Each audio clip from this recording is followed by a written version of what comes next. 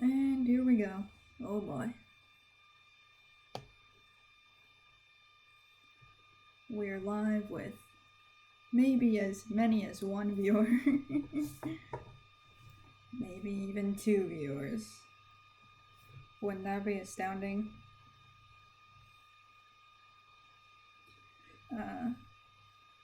I never know how many of you there are. I have no way to check how many people are actually looking until like way after the stream is done.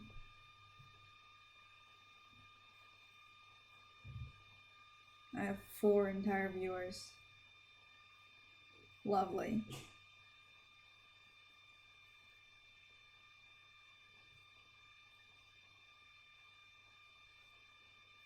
Yeah. We got somebody in the chat at least. I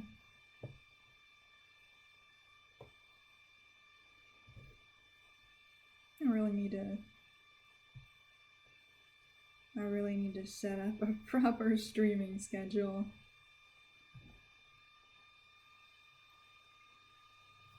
This gung-ho bullcrap where I just stream wherever I want is hell on my viewer retention. Look at me saying big words like viewer retention. I'm a professional. You can tell I'm a professional because you had to sit through 2 entire ads to even make it to this stream, which I apologize for that. I made it to affiliate and they don't let me choose. They don't let me choose not to put pre-rolls on there. I mean, they tried to do that new feature where they were gonna give the option to, if I force an ad every 15 and 30 minutes or so, they claim that if I do that, it'll stop pre-rolls. But I've seen other people try to do that, where they do the regular timed ads to stop pre-rolls, and apparently it doesn't work. So, I don't know. I'm gonna have to look at that after this stream. I don't know how monetization works. The only reason I cared about being affiliate is that it can get me fun emotes in the chat. I love having emotes and the ability to flex them in other people's streams. And that's all I care about it. I care about the side features of being monetized, less so the money. Because I am so very normal and professional. And if you see in the corner, we've got that little that little donation thing, because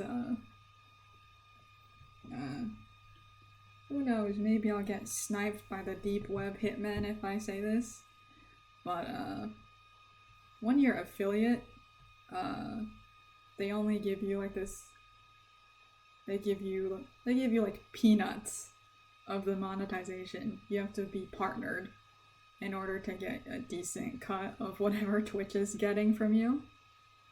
So I put the little Ko-fi in the corner. So if you don't want to pay Twitch when you want to pay me, you can just go to Ko-fi and just give me money right there.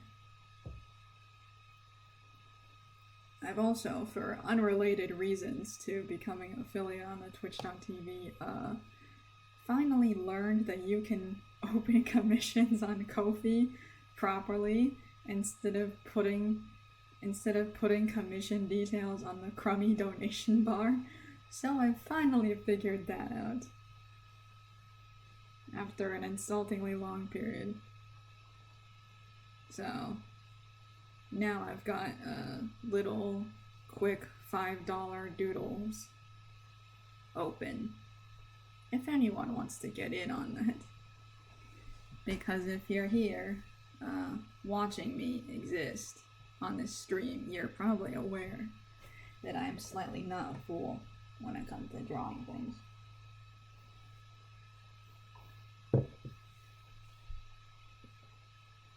So anyway, I've got water. It's hot outside. I have OBS and the stream elements going, and I don't know how half of those features work. But we're gonna do this anyway. And then pretend it was all on purpose. You know what else I'm gonna pretend is all on purpose? The fact that I forgot to set up a window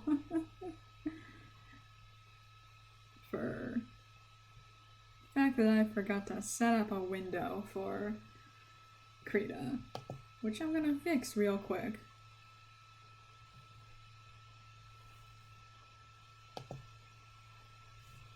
We're gonna fix that real quick, so bear with my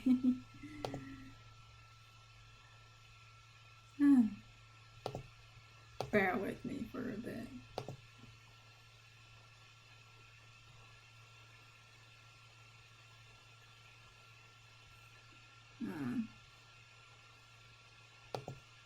What's going on here?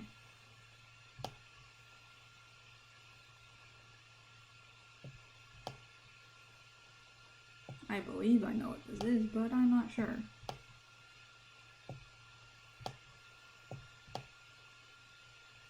What the fuck was this? That's an abomination right there.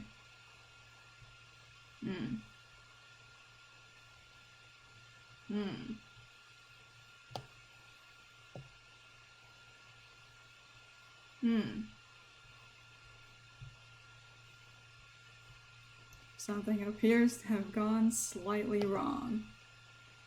Oh dear.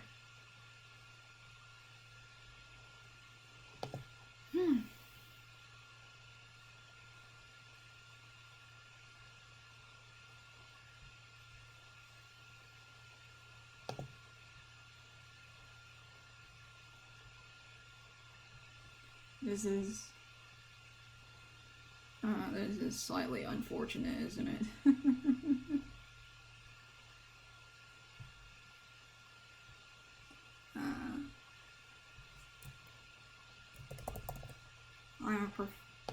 I know what I'm doing, I'm not a fool.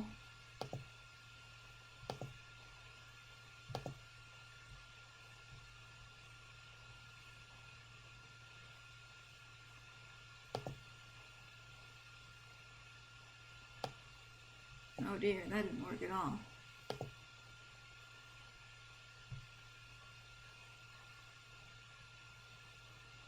Oh.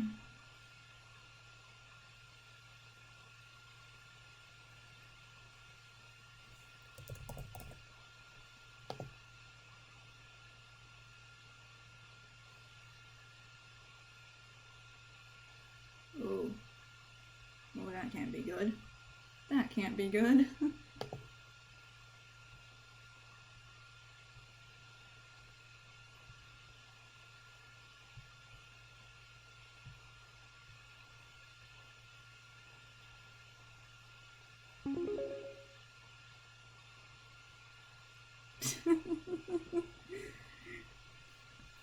Kieran, I'm sure this is the riveting content you paid for. A black screen while I attempt to figure out how the fuck krita is supposed to work in window capture. Oh, this is...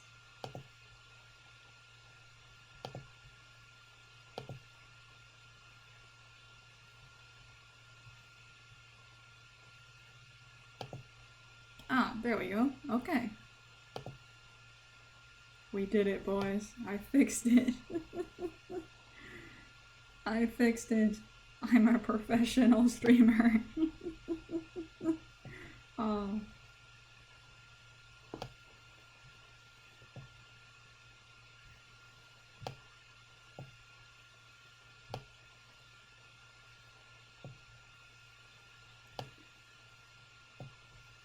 You heard it here first, boys. I'm not a fool. I can stream.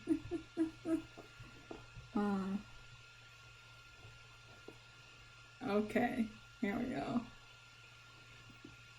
Now that it's taken all of nearly 25 minutes to actually get the stream working, Let's go.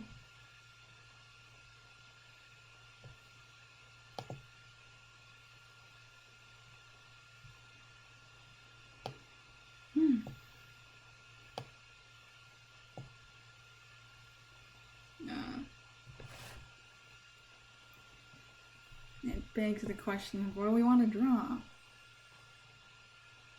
I'm gonna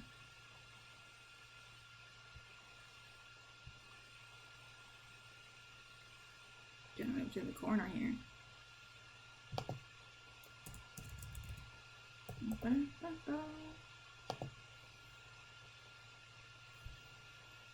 And I'm gonna be drawing with my finger because, you know, that's always well advisable. Let's just do a little guy in the corner. You want me to draw Fundy? Yeah, sure, I can do that. Ah! What have I done? Ah! Ah!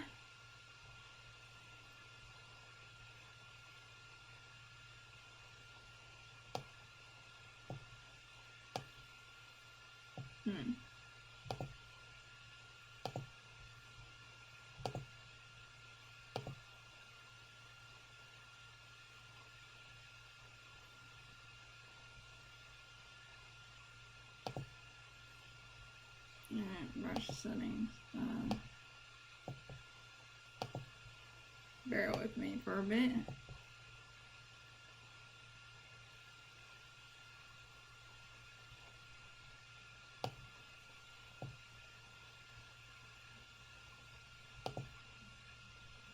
Yeah.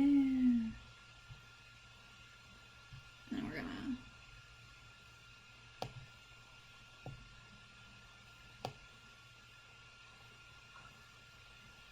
let me just politely figure out what I'm doing. Oh Lord.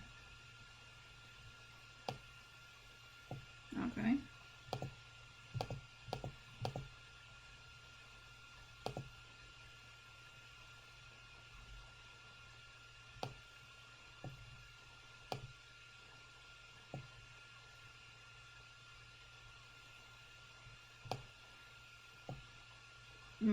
Don't like that.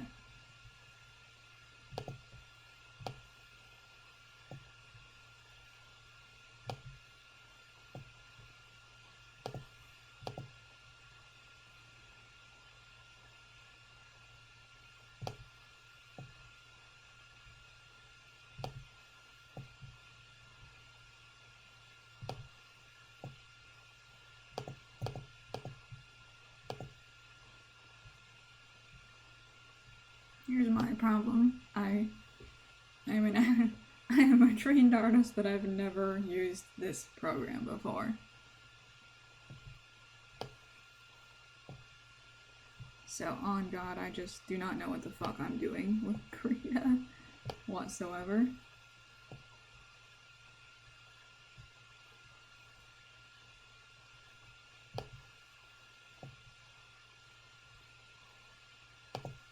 Come back here. Okay. I can live with this.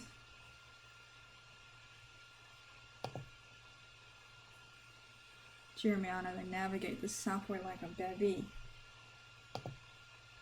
Like a little baby man.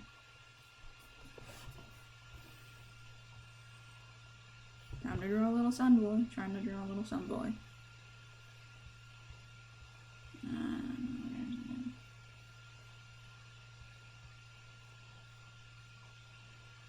Where's the goddamn eraser? Is this the eraser? Come on. Oh, I have hatred for this eraser.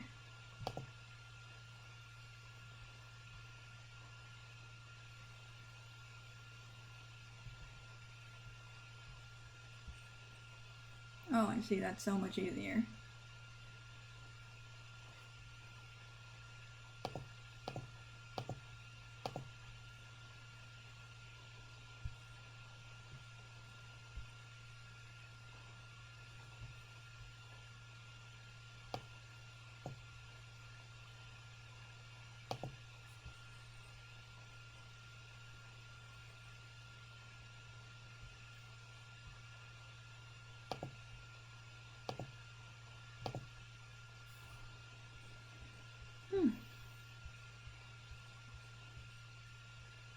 So how are we doing today?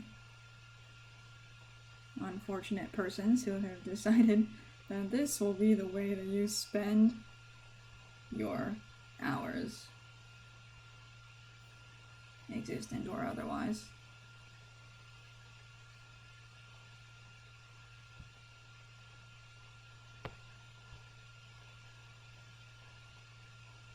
Yeah, we're doing good. That's nice. I recall your Final Fantasy adventures.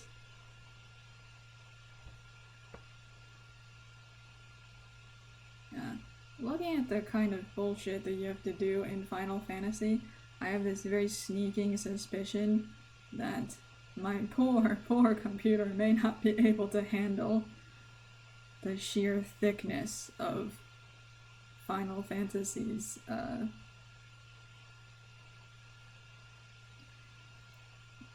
processing requirements.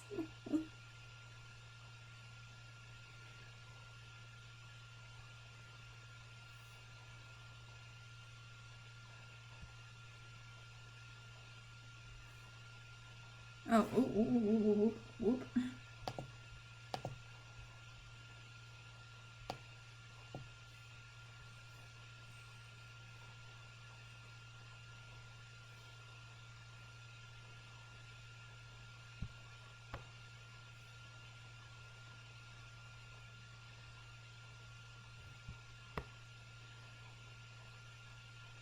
You may notice that whenever I draw Fundy, as relevant to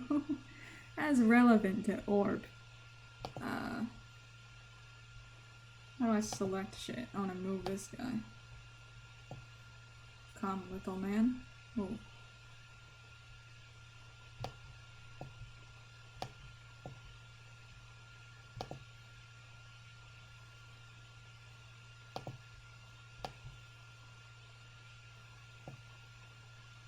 Tool only works on vector. You probably want the move tool. What the fuck is the move tool?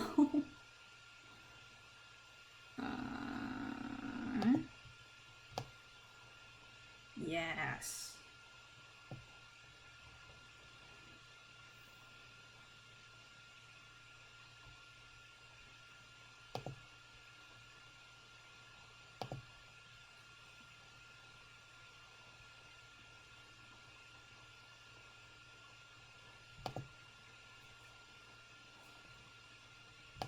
Alright. Come on. Okay.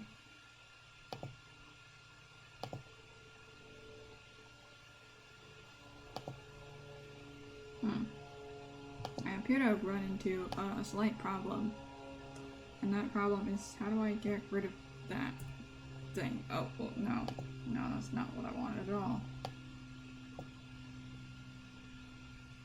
Okay.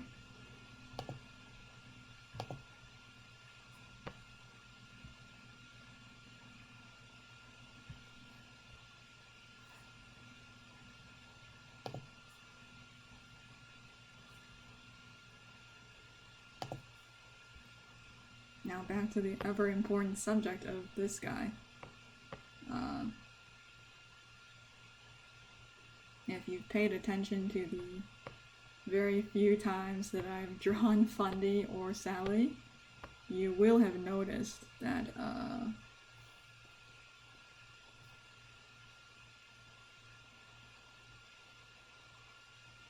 fuck.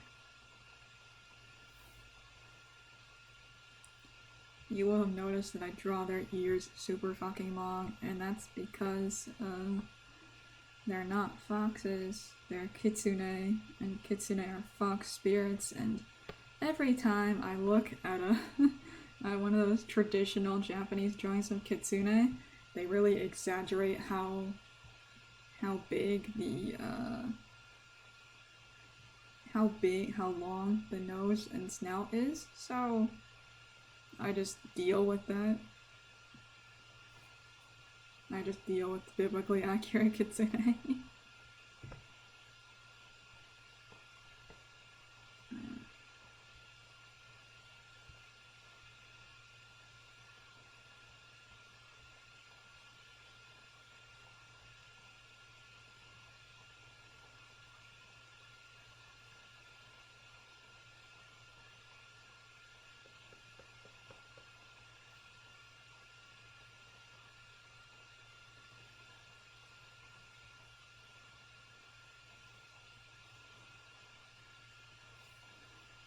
be getting the hang of this. This is not my ideal brush texture here, but I'm living with it.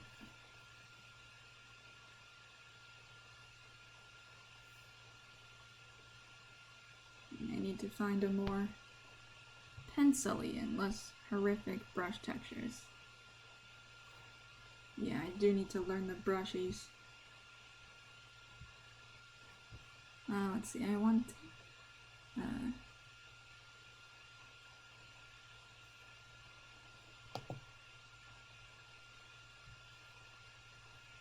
yeah, there we go. Okay.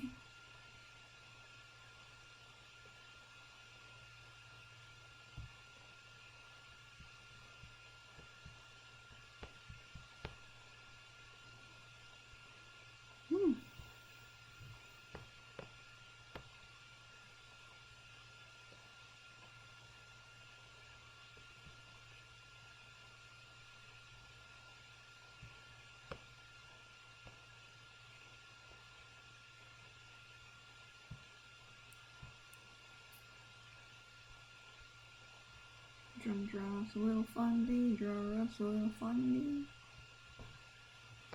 And I'm totally not giving fundy fills in Minecraft hair. No.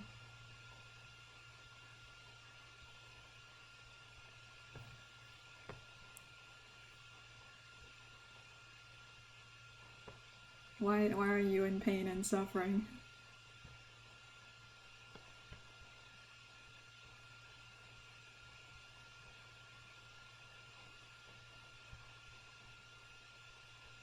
Why are you in pain and suffering? I'm just giving Fundy his grandpa's hair.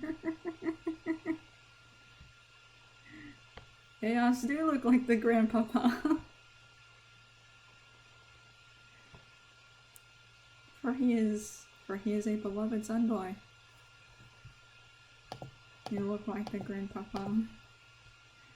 And absolutely nothing like his, absolutely nothing like his dad. Very minimally like his dad, but... You know, goddamn if he doesn't look like his grandpa. Oop.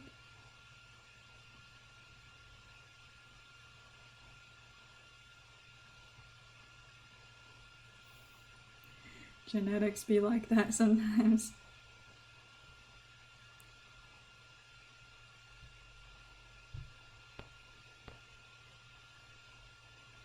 Oh, I'm actually liking how crunchy this looks. This looks very crunchy and I can vibe with that.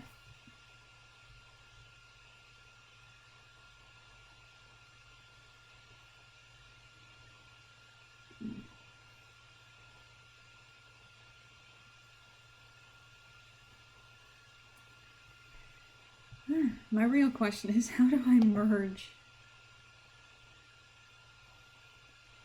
How do I merge layers on Krita? I don't know. This is so important for me to know because I am absolutely that bitch of absolutely that bitch of layer merging.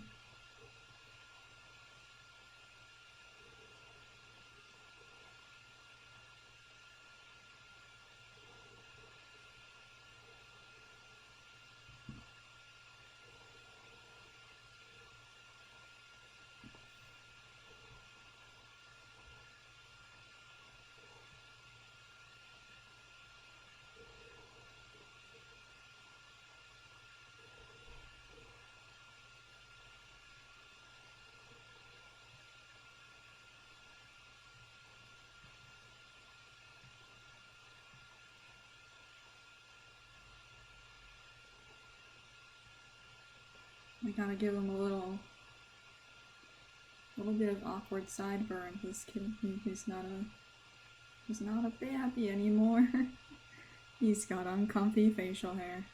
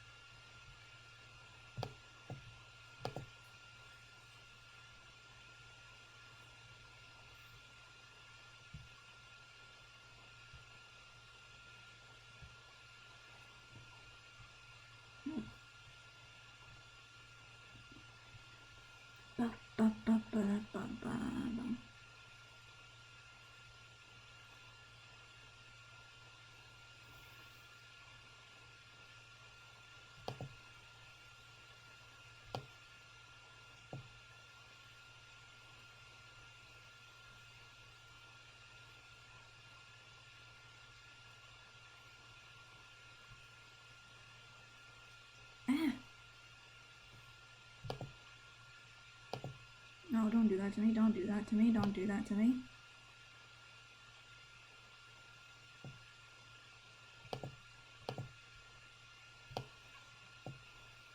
What happened? What happened? Oh.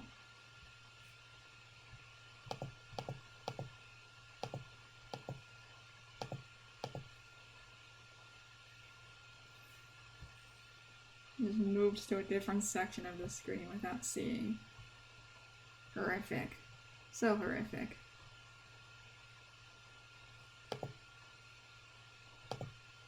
Now bear with me while I look up how to merge layers on Krita.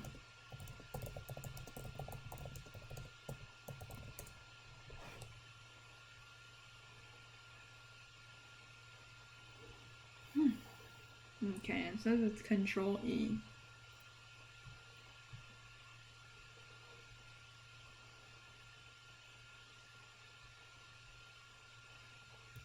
Beep.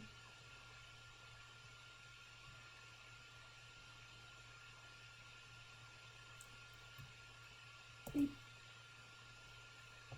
Beep. Yep, that did it.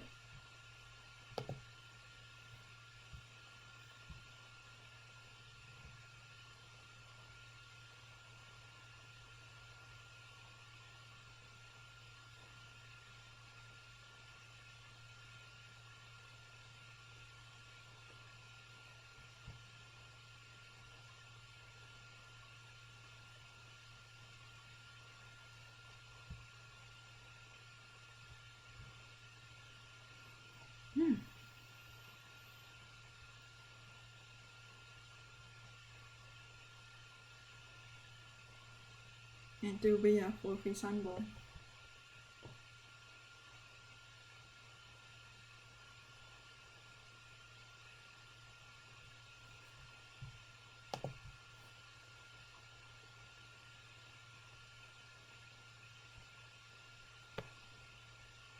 And he's got 4 tails now.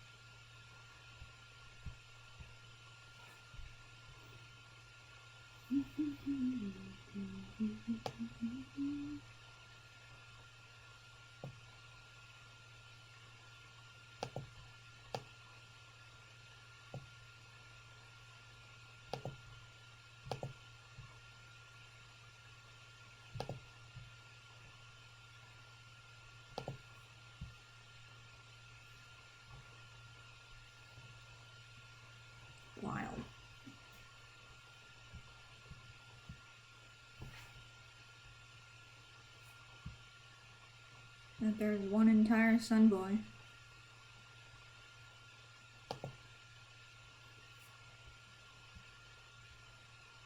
Okay, new layer. What meow meow are we drawing next?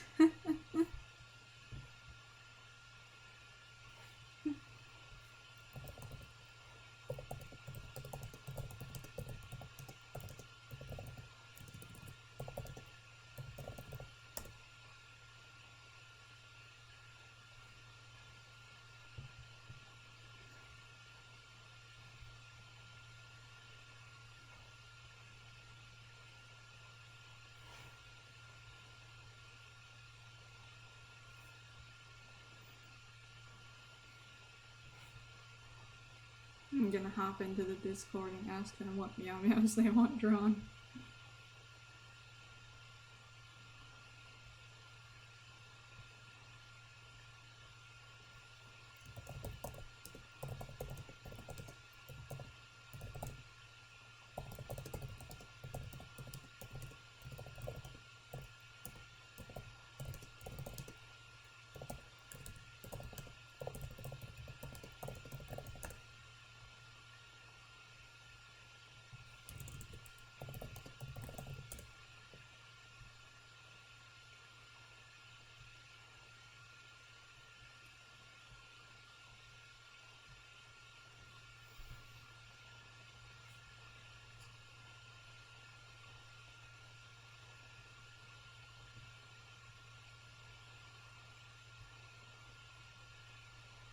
I'm getting draw the ramblings.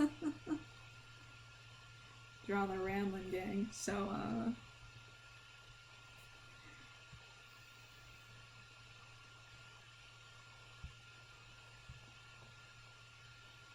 here comes a boy. Here comes a boy.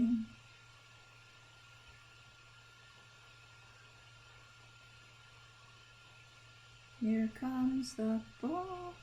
Here comes the boy.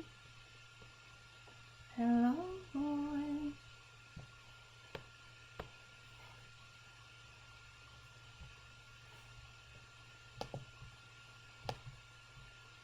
Are you?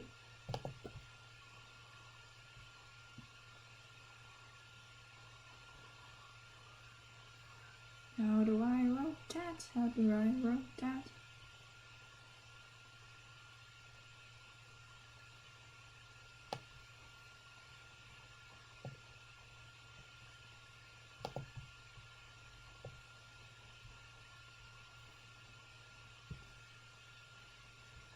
What would I do if there was a boy TM right in front of me?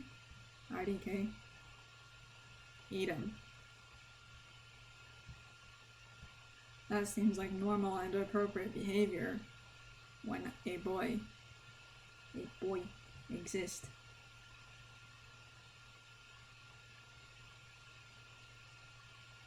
In my general vicinity.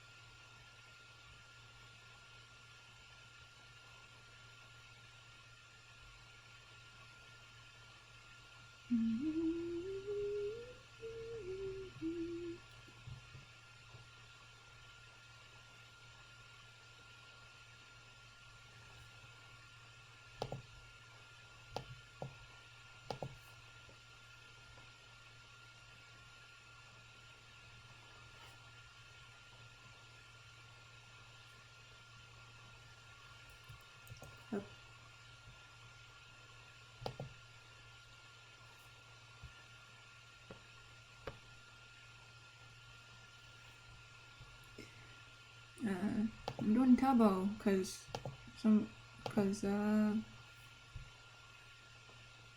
somebody in the Discord asked me to do the ramblings, so one of those would be Tubbo.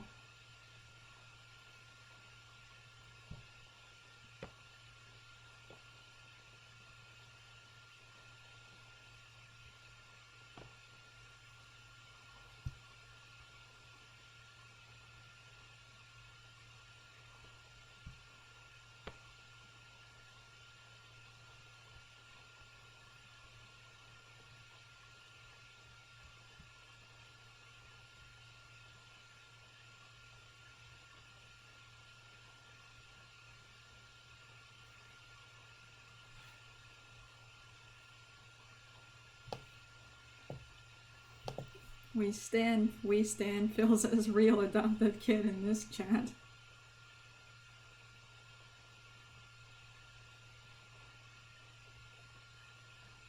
Like, I'm so sorry that Tommy isn't the canonical blonde, blue-eyed adopted child of Philza here.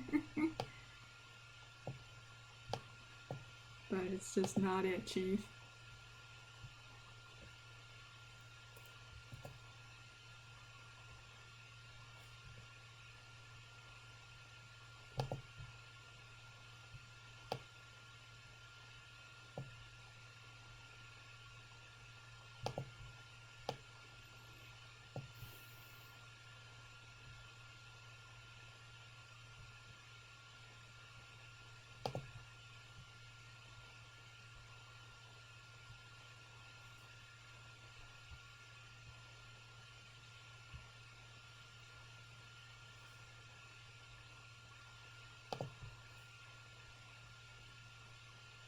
Like,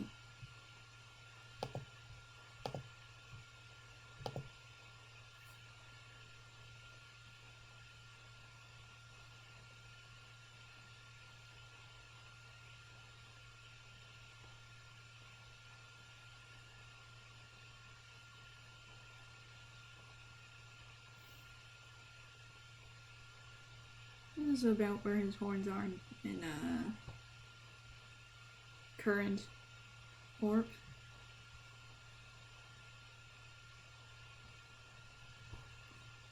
Horns actually go. Horns in sheep actually grow pretty fast. Like when they're young and they go through their sheep puberty, horns grow hella fast on them.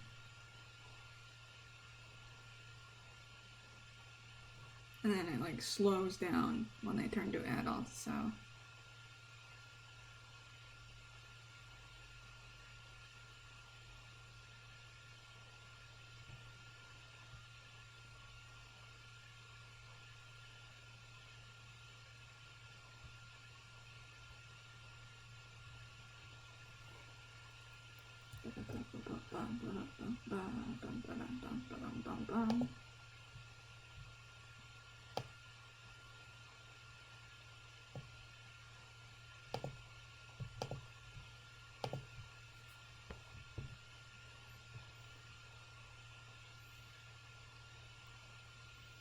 And I did make the very conspicuous decision to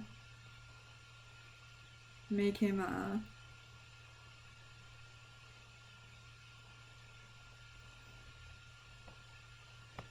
I did take the very conspicuous route of making him half testificate rather than half human, because once again, humans are not the majority in this setting. They just aren't. If there's gonna be a something slash humanoid hybrid, it's likely gonna be something crossed with a testificate.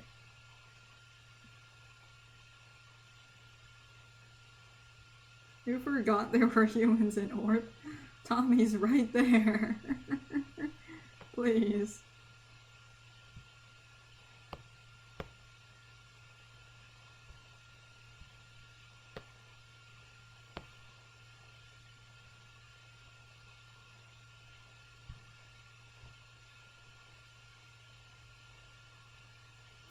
Tommy's been a human the whole time. We've pointed this out more than once, please.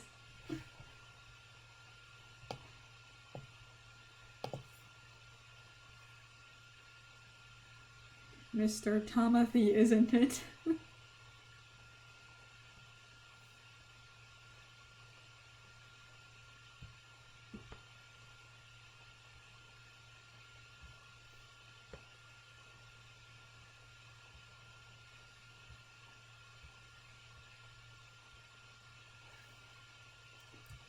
Yep.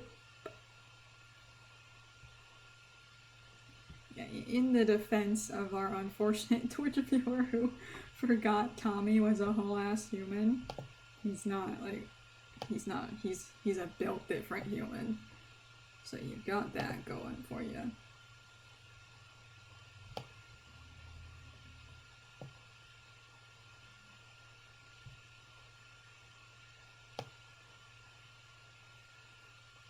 Whoops. Alright. Alright, what? No, no, no.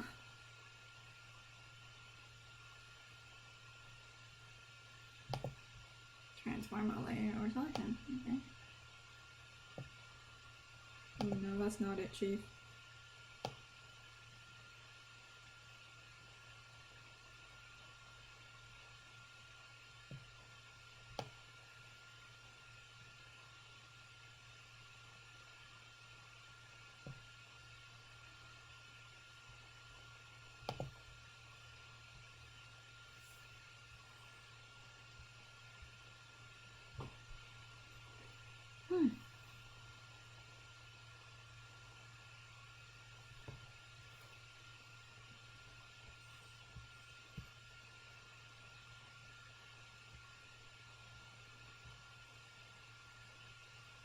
So yeah, tempo.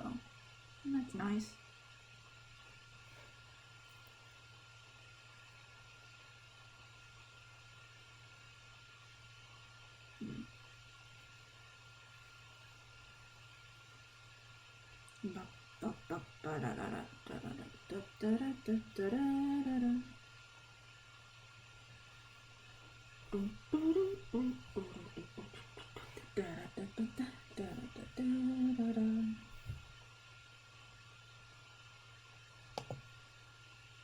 Okay, next layer. I said I was gonna do the ramblins, so here comes the other ramblin', my guy.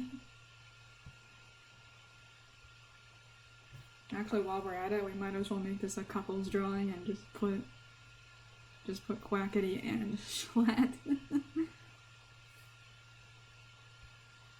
Oh no. Oh no.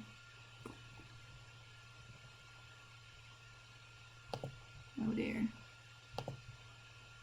Up. Okay. We may as well put Quackity and Schlatt in the same drawing.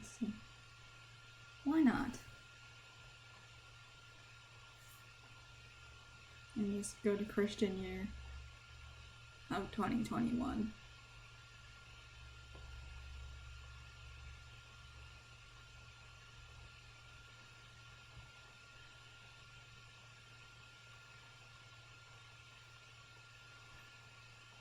Yep.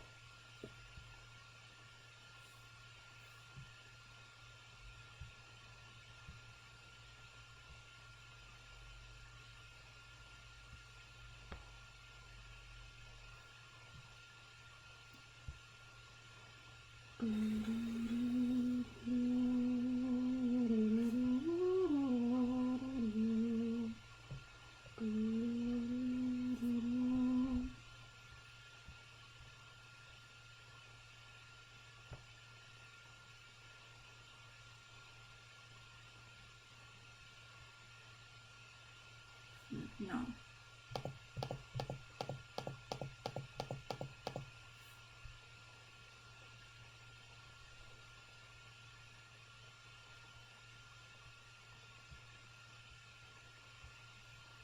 You know what? Yep.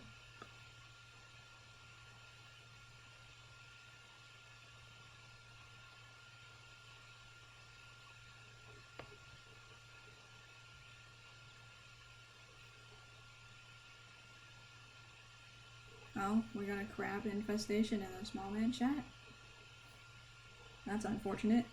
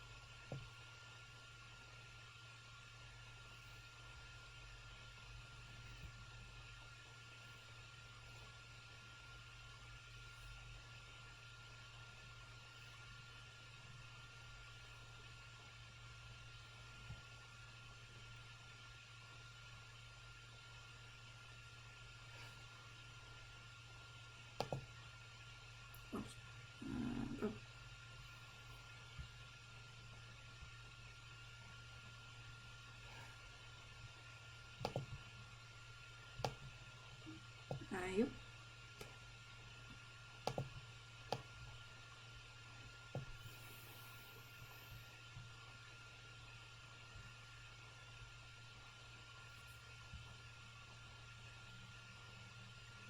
Oh no, that's not it.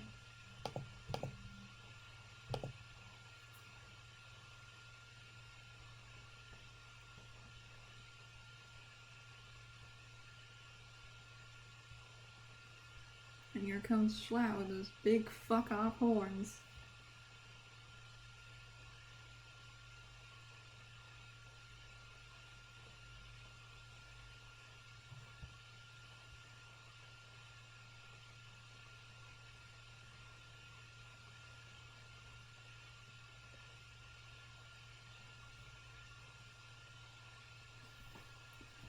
The big boys.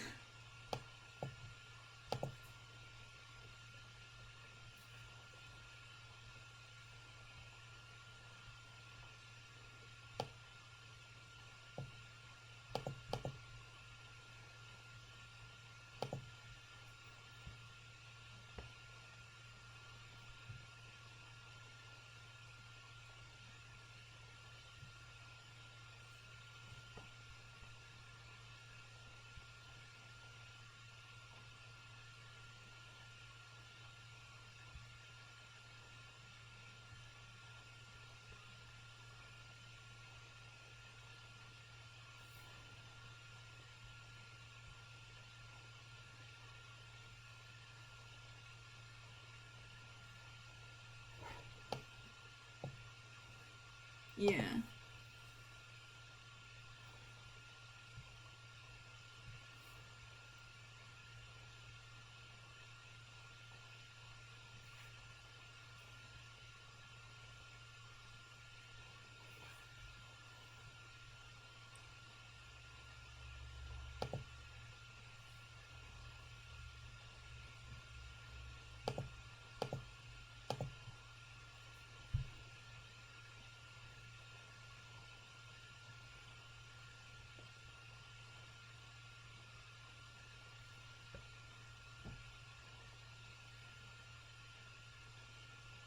It's true, tug of horn can never compare to Schlatt horn.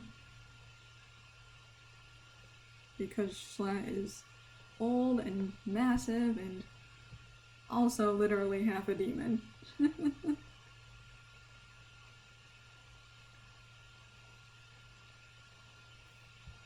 Demons are pretty lucked out in that particular department.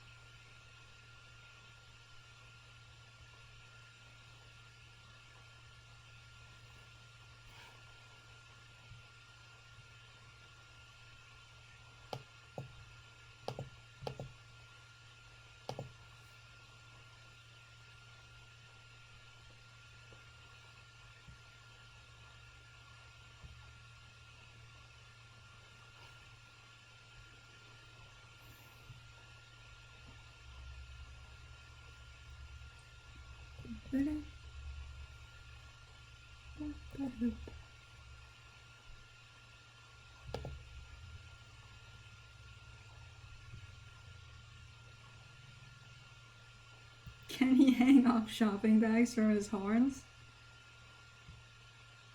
I mean, probably. Those look like some sturdy bitches right there.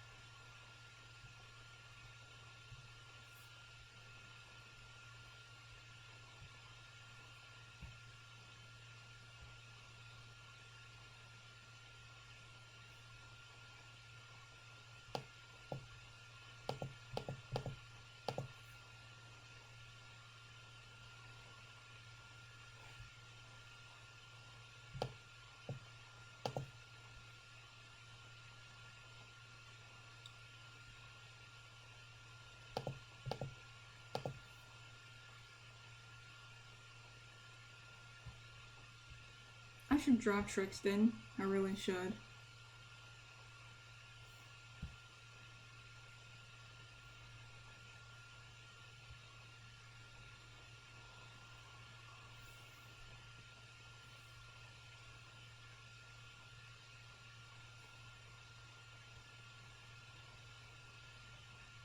I want to draw Mumza more often, but alas, her appearances in Orp are very sparse.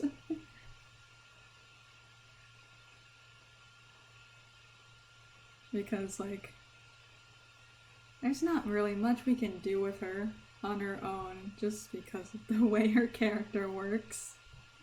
It's like, it's like, yeah, that's Death, who doesn't really exist properly as an entity unless she's being perceived by someone else. So it's hard to give her any, properly independent moments.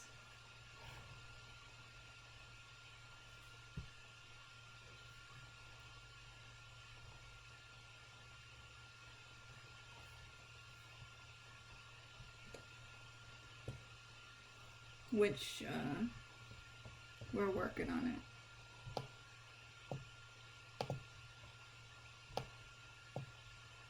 I don't know. Go away.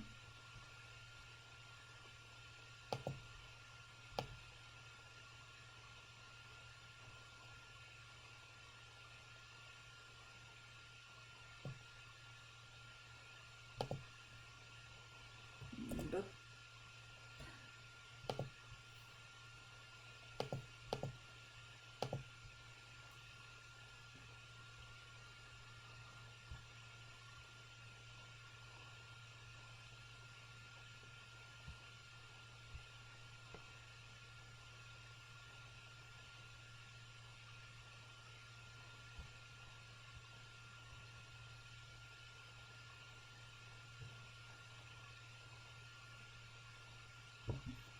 the inherent properties of quantum Mumza.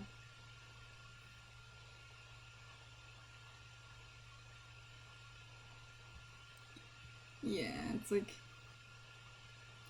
from a meta perspective, the character of Kristen or Trixton only exists through the lens of Philza. So it's so hard to like write her into things. Which isn't something I'm particularly fond of. I'm not fond of having this problem. Because, it's a problem with female characters in general. That, like... Oh shit. It's a problem with female characters that,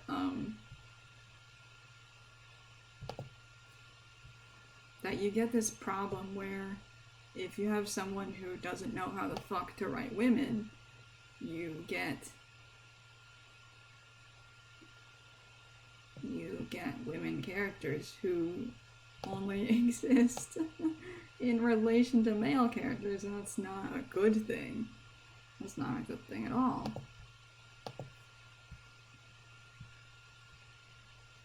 But in Trixton's case, she literally is deaf and thus only properly exists through the lens of somebody having to perceive her as a thing that can be perceived. It's such a dilemma. It's such a dilemma.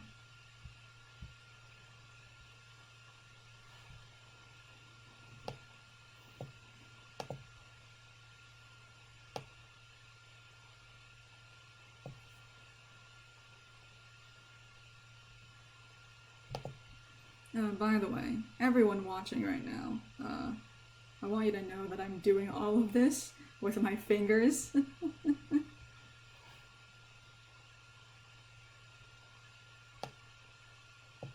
All of this. I'm doing all of this with my fingers right now.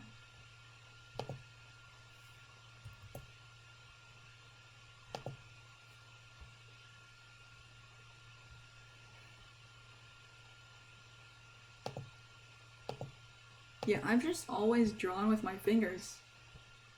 this includes in traditional media too. They gave me, I don't know, they're like, here's your pencils and your blending sticks, and you can use all of it. And I just went, okay, I'm gonna use a mechanical pencil and my thumbs as a blender. And that's how I lived through my entire college years.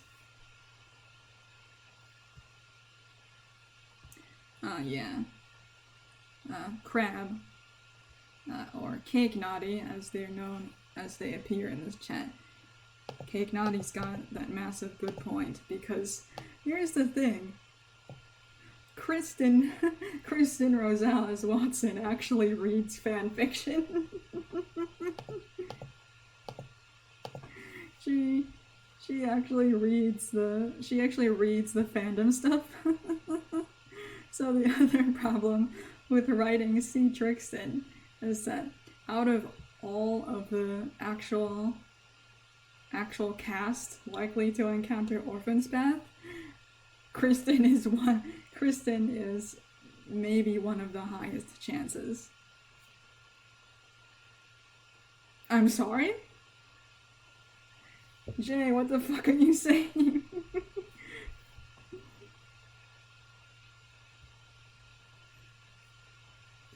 Jay, did somebody leak or didn't? No. No.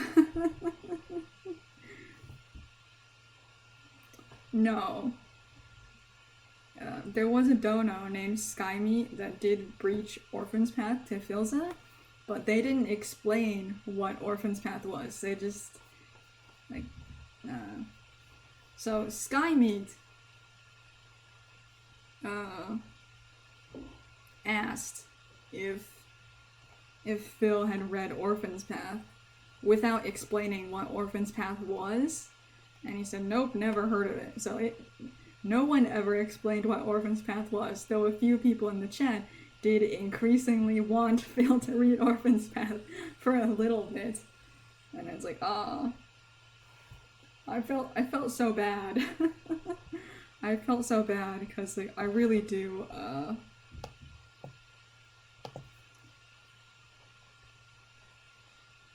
because I kind of hate it when people ask streamers to read their fanfics of them. Mostly because there's a slightly disingenuous element to why people ask streamers to read fanfic. Because I guarantee a good portion of it is people wanting the headcanons in their fanfics to be canon. I don't know if anyone follows the BS that happens on Tumblr, but there was this whole thing a while back where people were starting fights about whether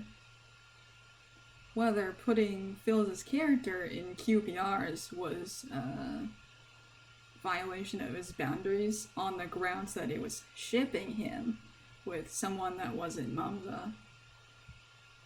And there's this whole debate, and it culminated in somebody donoing on Phil's stream asking him to validate QPR headcanons. And see, here's the thing. On one hand, we got solid proof from the man's mouth himself that, he's fine with QPR. Specifically, he's fine with QPR in the sense that it was explained to Phil that when people say QPR in reference to Phil's and Techno's characters, they essentially mean it as platonic partners for life, which isn't the perfect definition of what queer platonic is. But when trying to explain something to Phil, who has no idea what the fuck that is, that's a pretty solid, quick definition of how it applies to his and Techno's characters. And given that definition, he said he was fine with it. But, like, the intent behind having asked him,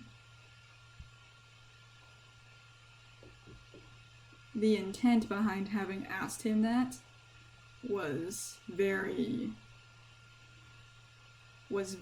please validate my headcanons, you know? Which is just, it's just kind of scummy. So that's part of why I just vastly prefer that people just, like, don't mention ORP to the streamers, because in some ways it's people quietly asking for ORP to be canon. And on the other hand, like, a number of streamers have outright said they're not very familiar with fanfiction and kind of uncomfortable with it being mentioned on stream. Because imagine you're at work and all people want to talk about is what you think about someone else's work. That's also kind of scummy, you know?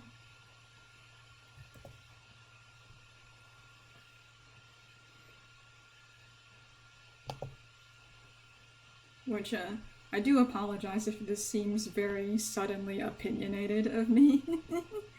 But, you know, despite most of you having not even heard of me until maybe, like, around a year or so ago, like, I've been a content creator for quite a while. I'm very familiar with both fandom and creator sides of the equation.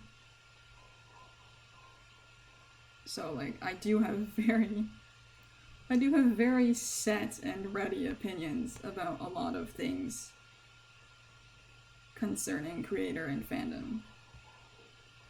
Because I've been at this game for a while.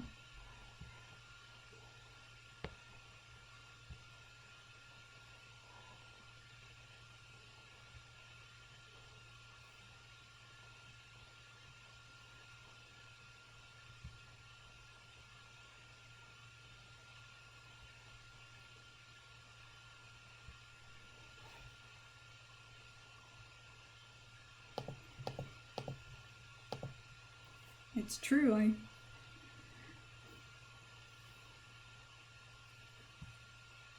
oh yeah, like, on one hand, like, it is important to know creator boundaries and actually make sure if shit's okay, but on the other hand, like, the context behind the particular QPR dono question was just, it was very loaded. Because, like, it was occurring.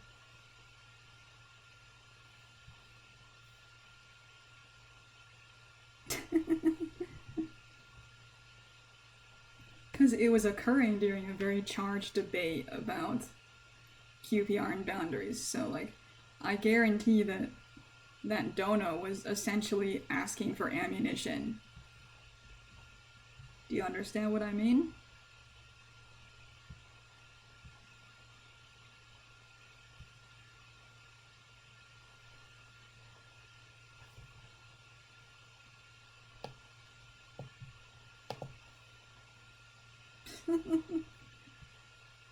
Is Cake going through a capitalism arc here?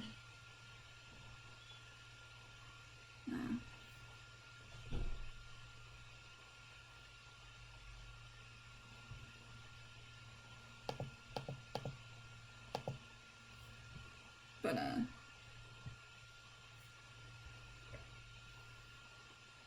I am appreciating the use of the teacup points.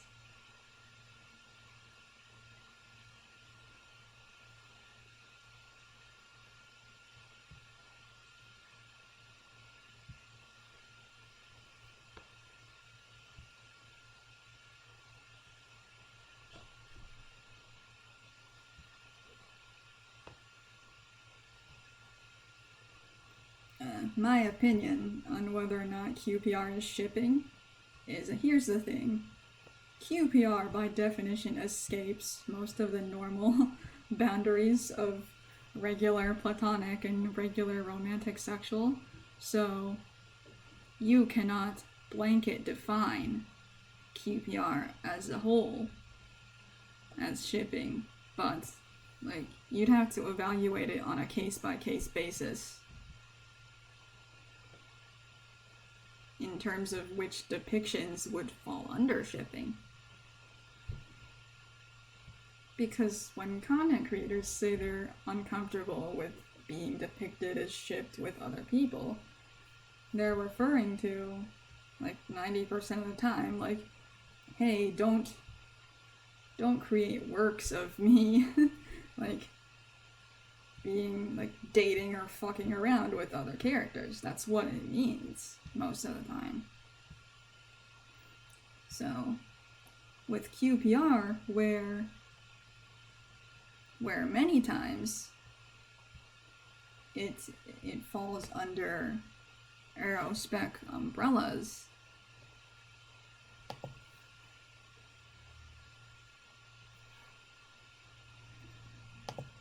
but there's also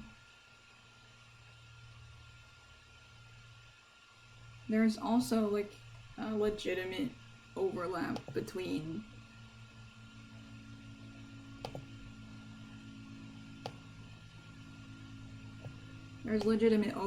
that can occur between the things that will happen in specific QPRs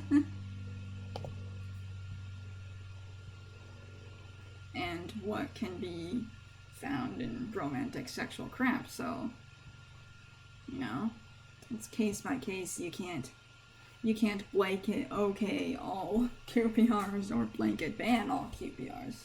So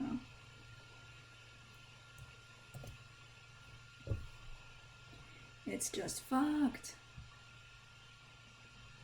Anyway, here's Orpschlat. I gotta do something important with his eyes real quick. Whoops, that's not it. That ain't it, Chief.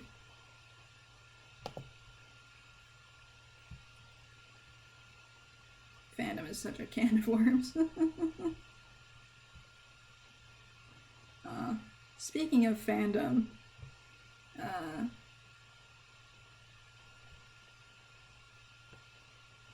like, you know how a few days ago, like, if you're in my Discord, you're definitely aware of what happened a few days ago. But, like,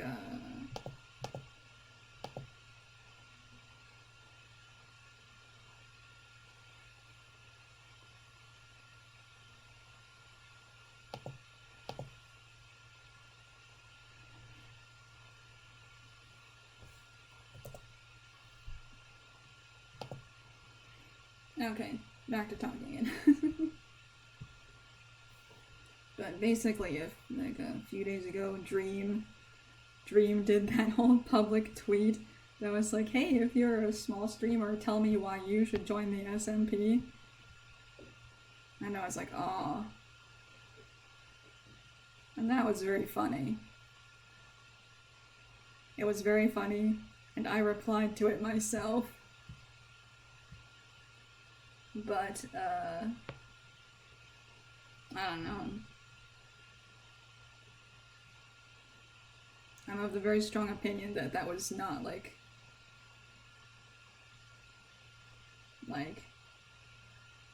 not to be presumptuous, but if I had been Dream looking for smaller streamers to join the Dream SMP, I probably wouldn't have done it through an open, unregulated tweet.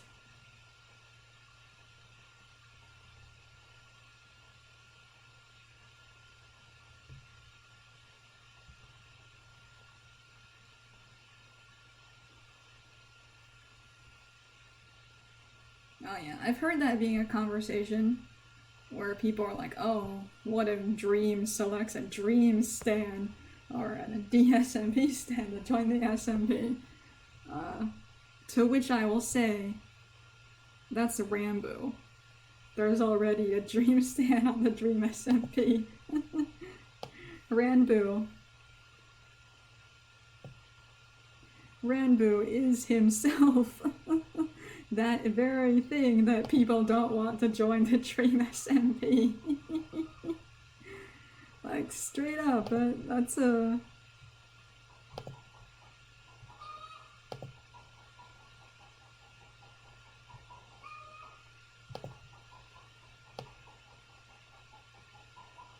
Like, no fucking joke.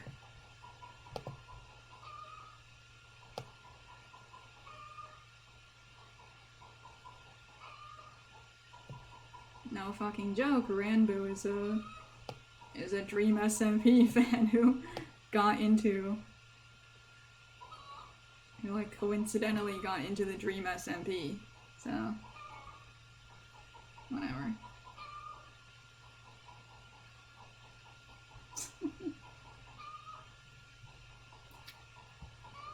I don't legitimately think I'll get onto the Dream SMP. I don't ride my hopes and dreams on that, my guys. I really don't. And it's not something that's gonna break my heart if I don't get on Dream SMP, because again, the chances that I even would are so slim. And I freely accept that.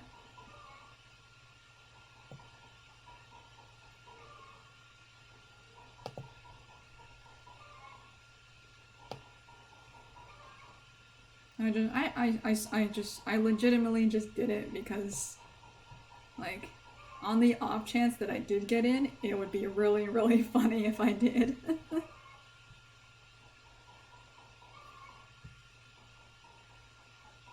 The tweet was... Okay, so the tweet was both a joke and not a joke. I did it because I thought it would be funny, but also, if any response came out of that tweet, I wouldn't refuse. Basically.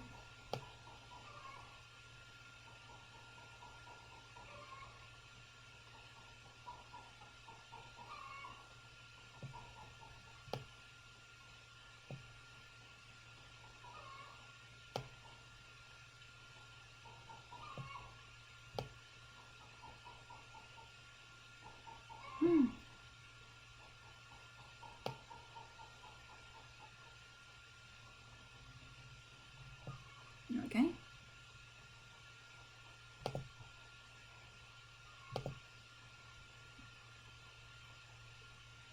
If I joined the Dream SMP, would I try to join the Syndicate? Well, first, I'd have to canonically know what the Syndicate was. Which would probably require Techno to be streaming on the Dream SMP, because he's canonically the Syndicate recruiter. So first off, Techno would have to stream on the Dream SMP, and second of all, his character would have to somehow both know who I am and also think I would be a decent candidate for the Syndicate. But in the extremely hypothetical situation that it was offered for my character to join the Syndicate, I honestly wouldn't mind. I'd go for it. I think it'd be fun.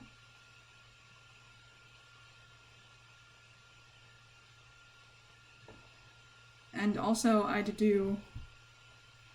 probably do anarchist activism on the Dream SMP, just to give the Syndicate more content.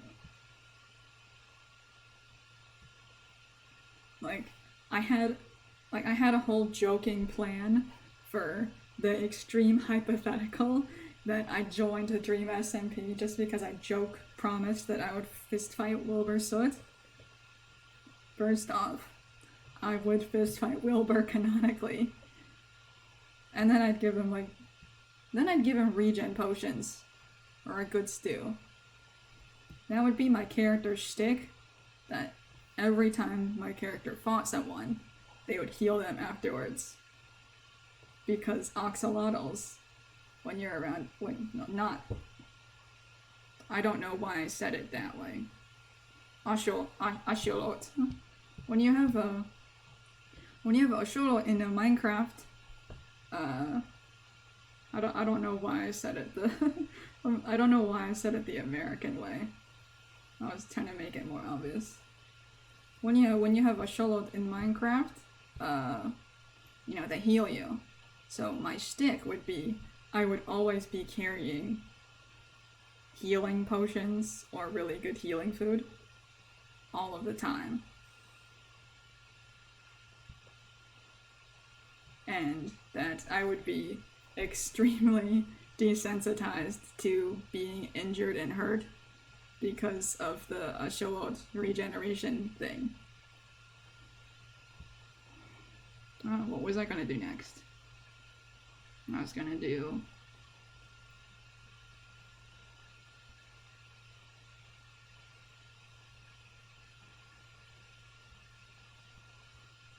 Quackity. Yeah. Yeah, I would basically be a walking regen potion. I would just always have food and potions ready for people.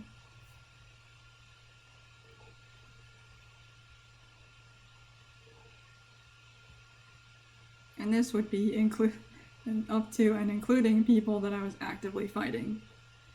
Because that's just the kind of person that my character would be. That's like, okay, we've had our beef. Somebody won and somebody lost. Now, do you want to get patched up or not?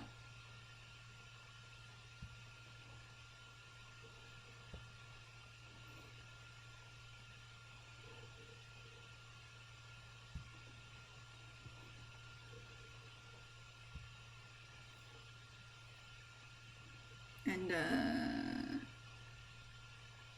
fuck. Yeah. Yeah.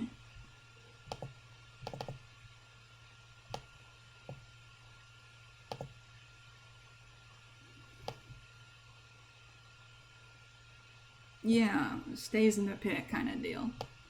That's how my character would work.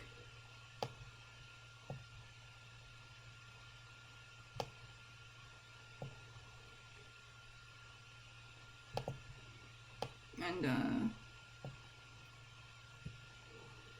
I once again had an extremely hypothetical concept for how the true DSMP smallman's canon lives would work, is that my character would have like sort of infinite lives, but there's like a twist. There's a gimmick to how the lives work.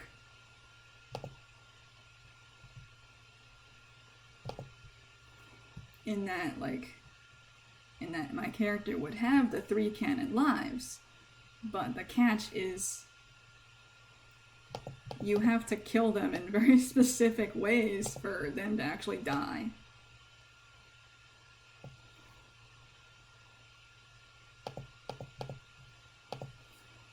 Because it's an axolot. They have regeneration powers and everything. So like when axolots take damage in Minecraft, they play dead and then just heal back up and then it's back up. So my hypothetical character would have worked in a very similar way. But in order to be like balanced, because this is an RP, you can't just do that. In order for it to be balanced and fair with the 3 life system, I would set it up that my character can die, but you have to kill them in very specific ways. And I was thinking that one of the valid ways that you could kill Smallman was by setting them on fire.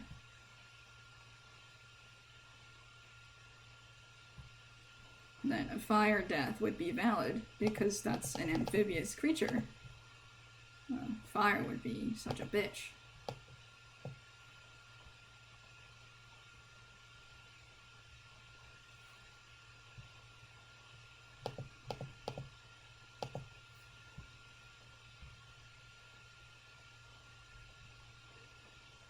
So either fire or like insta kills, you know? Something that takes you out in one hit. Fire and insta kills would be like one of the only ways to canonically kill Smallman.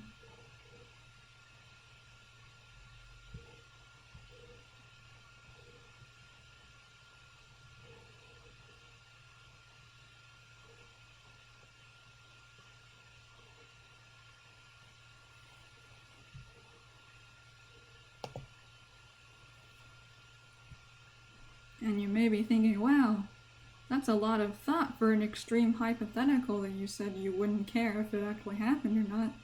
To which I say, yeah, it sure is. I'm just like that. I really went, so there's no way that's gonna happen. But if it did, here's my very detailed plan of what I'd do if it did happen.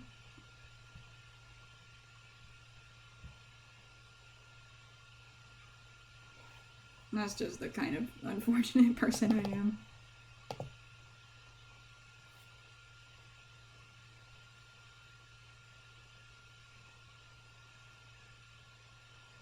You know, that's just how it is.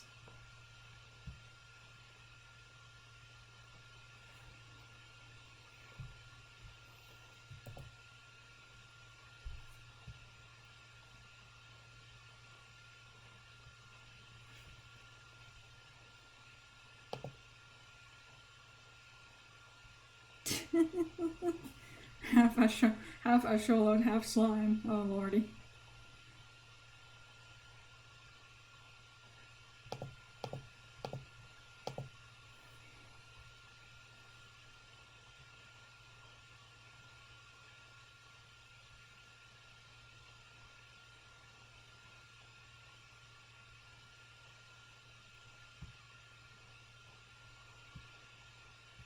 Orb Quackity is, I'm drawing Orb Quackity right now.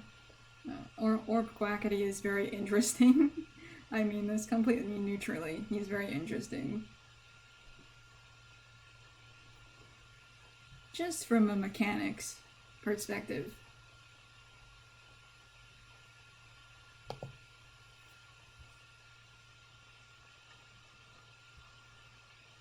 Because, you know, he's an Elytron, like Philza and like Wilbur.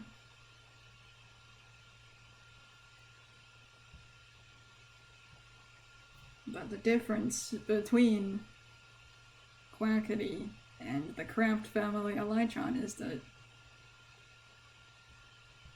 he's an Abyss.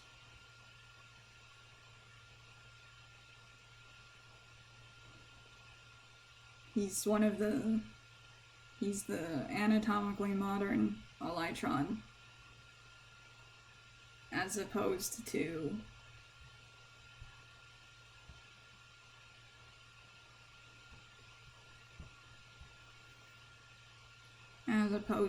Philza and Wilbur, who are not. They're very archaic. It's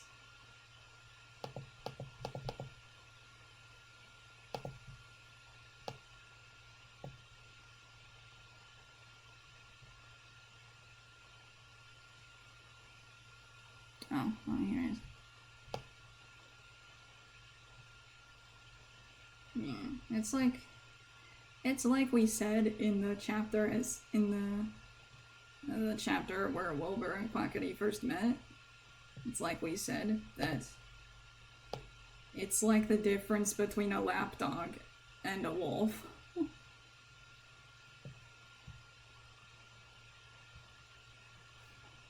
They're similar, but yeah, it's a very big stretch.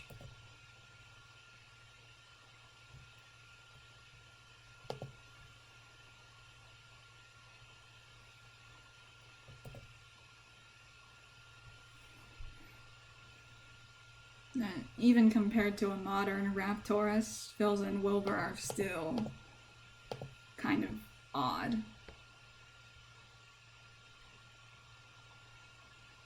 Wilbur at least had his mom, who was sort of normal at least.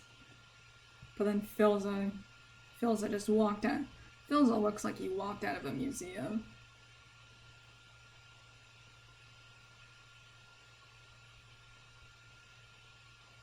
It's just how it is.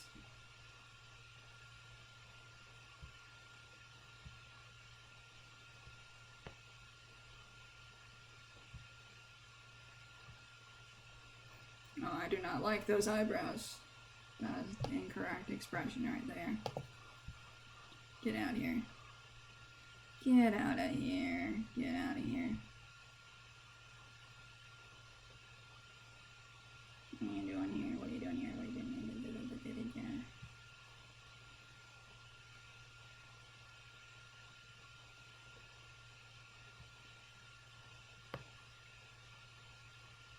Oops.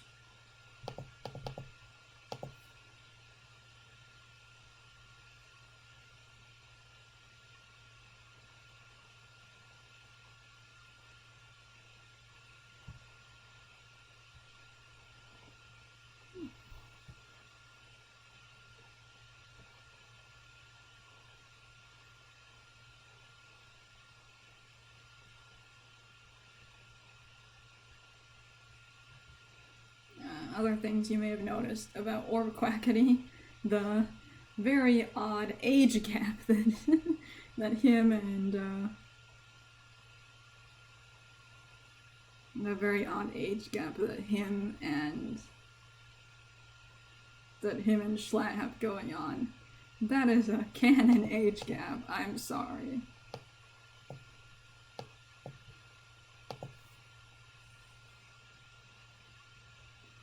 Like, it's just canon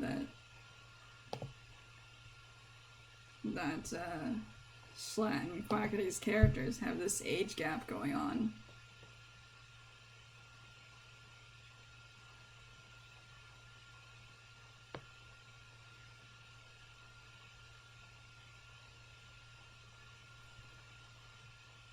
Like, Quackity's character is just into DILFs, I guess. Can't change that. Can only live with it.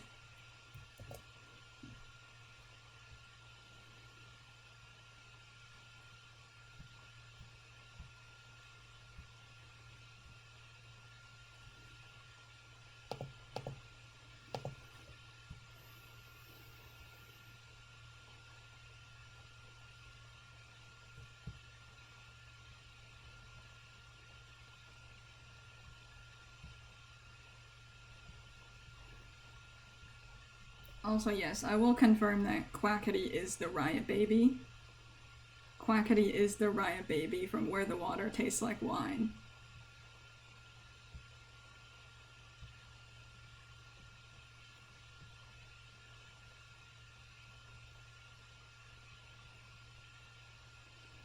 Quackity is the riot baby, but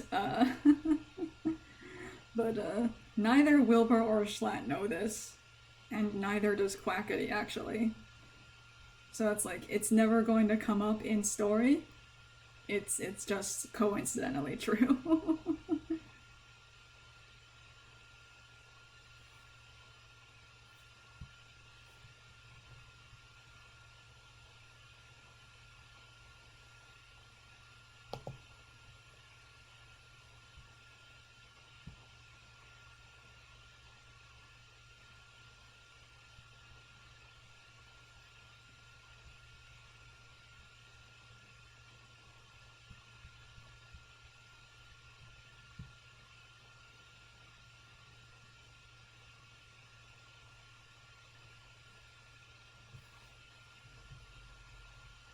People are yoinking the very good smallman emotes, which I appreciate.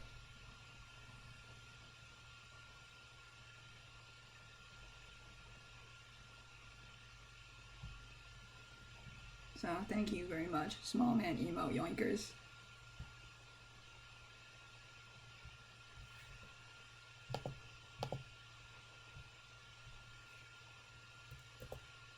Whoops.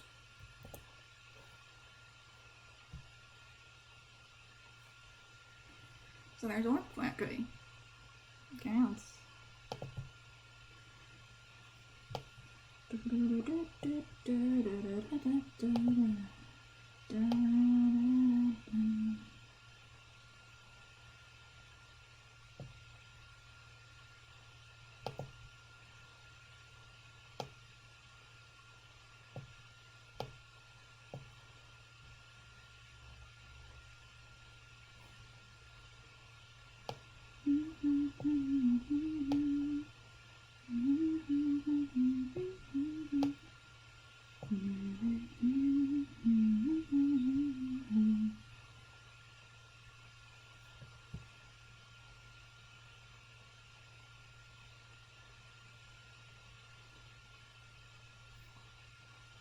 Yeah, that's 4 entire dudes up here.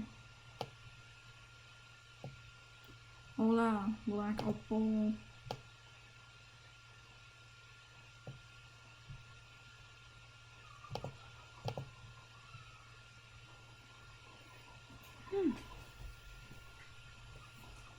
So we got 4 entire guys up here. That's lovely.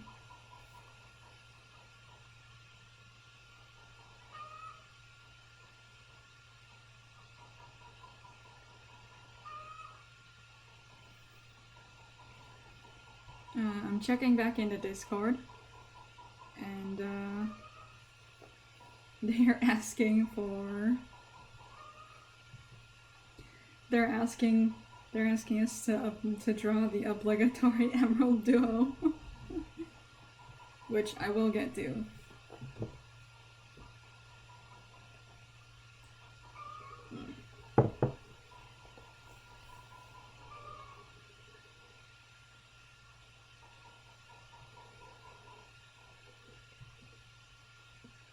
Oh, somebody's saying they can hear chickens.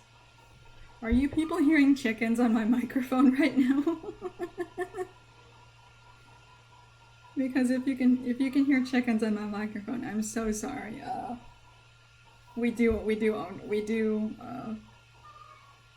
My house does have chickens. Which usually you wouldn't hear because I would have my window closed, but it's really hot today, so I need to have the window open. So you have to suffer through the chicken noises in the background.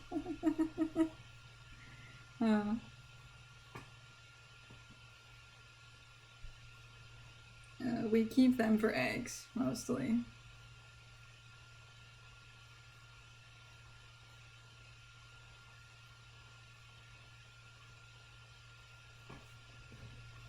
Yeah.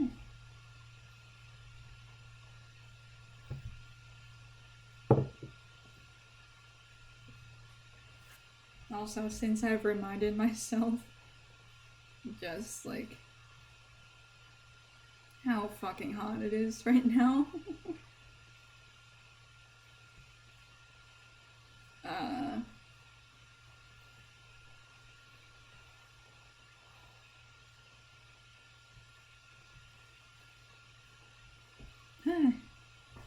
Wow, it is so hot. This is the wrong time of year for it to be this hot, but it is. Aww.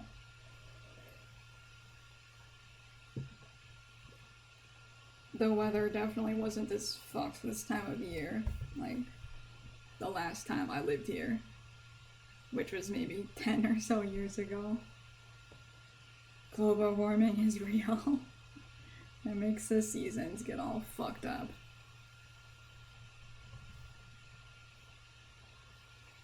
But,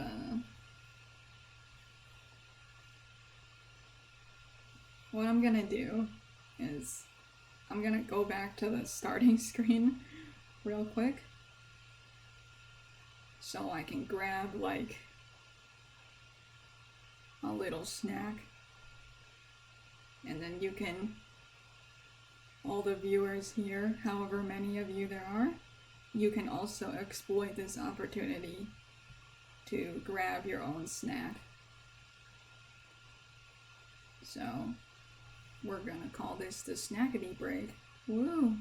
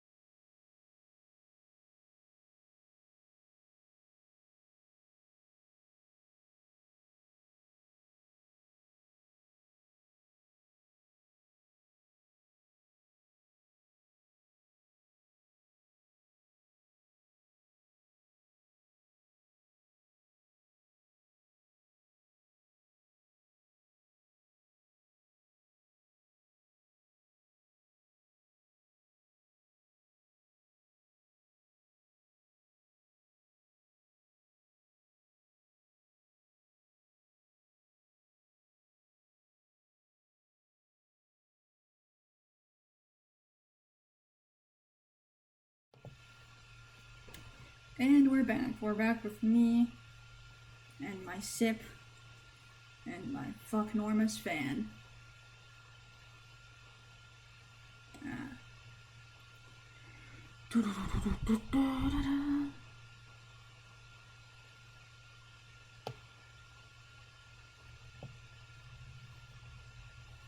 Yeah, I got that sip.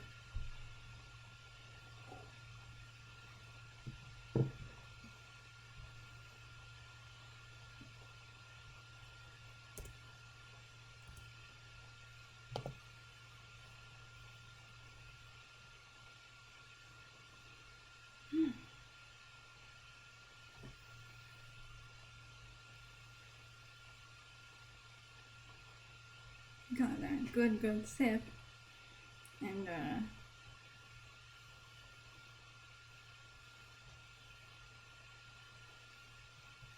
Discord quietly demands of me to make Emerald Duo content.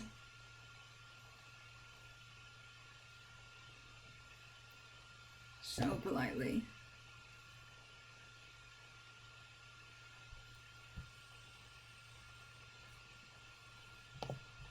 So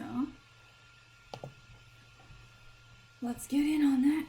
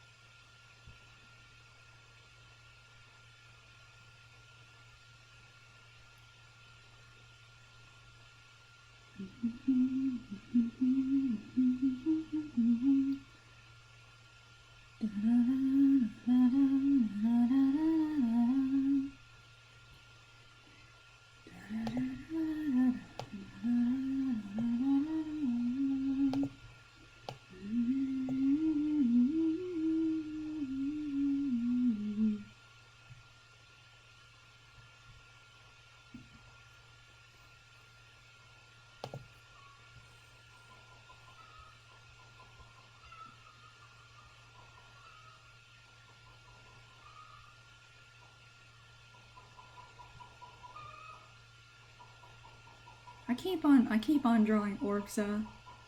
I actually really love drawing techno, I swear. For some reason, I keep drawing Orxa more.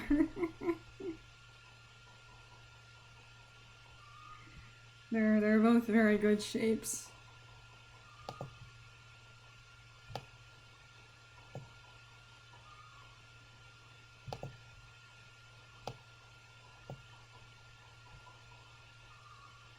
They're very good shapes. They are real and true.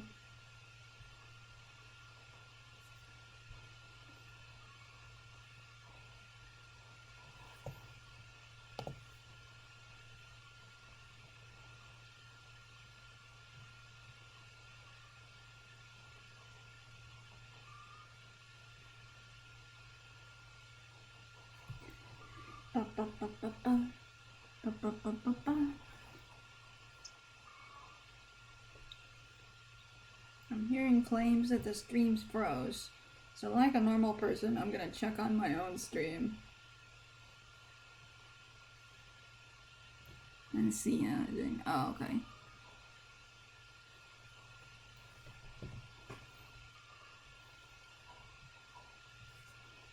Okay, back to regularly scheduled programming.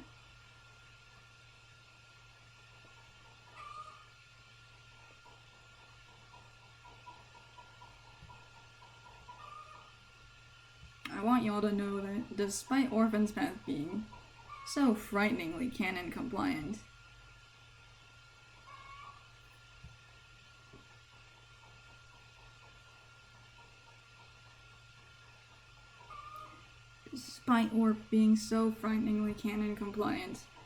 we do have like a general trajectory of like things that are endgame arcs for the DSMP era of Orphan's Path. Yes, you heard me. The DSMP era of Orphan's Path, not the end of Orphan's Path.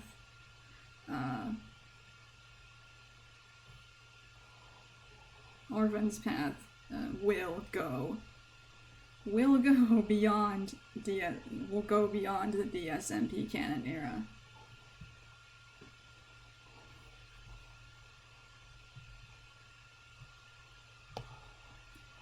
Which, in terms of how long we'll stay canon compliant, it's still kind of up in the air. We've had talks before about the way that DSMP lore has kind of stagnated in some respects. So, we do have plans in place of what we'll do if or when we decide to fully break off from Orphan's Path. Well, not Orphan's Path. If and when we decide to break off fully from the Dream SMP canon. So, we are prepared to do that. We've been considering it for quite a while. And, the longer that DSMP lore continues to be scuffed, the more likely that it becomes that we'll go a full canon divergence route and just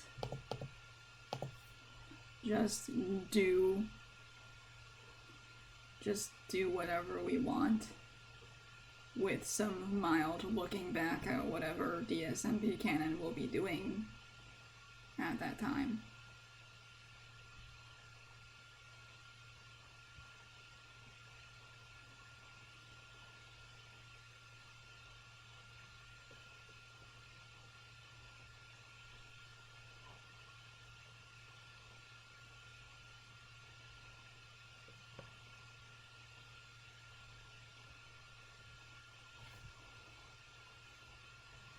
But yeah. Regardless of whether we stay canon compliant or whatever, we do have plans for the endgame arcs of the DSMP era and stuff we'll be doing after that in terms of continuing Orphan's Path. Orphan's Path obviously will not go on forever. It's just we have a specific post-DSMP canon kind of trajectory and end.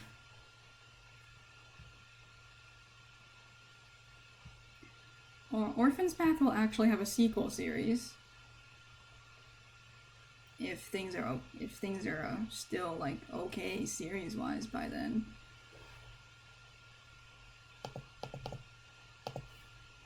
And then in terms of stuff that we'll generally be doing in the post Orphan's Path world,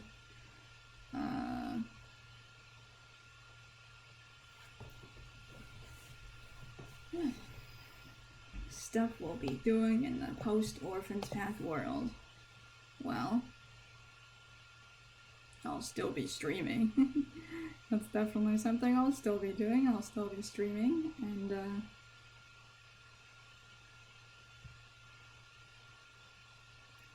taking commissions like a good little capitalist. And in terms of writing in the post-Orphan's Path world, I've mentioned this to my Discord maybe once, but they've seen. Oh fuck! No. Hey, go away. No! How do I make this leave? How do I make this leave? I don't want it here.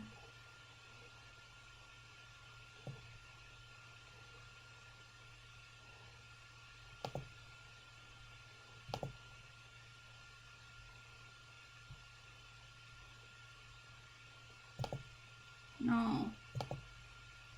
No, go away. I don't want this. Why is this here? Okay.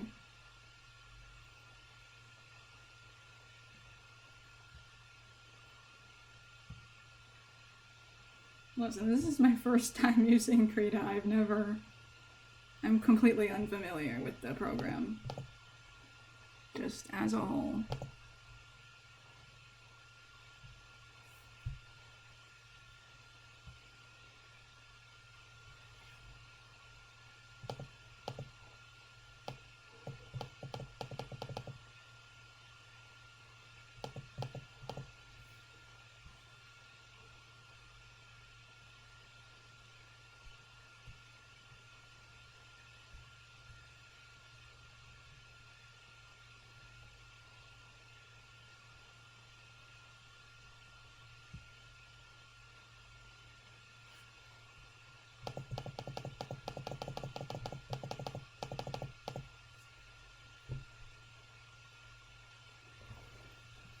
Do I like Krita so far?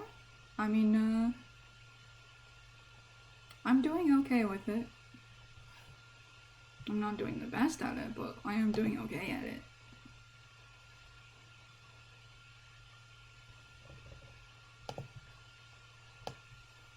That's like relatively easy for me to understand. So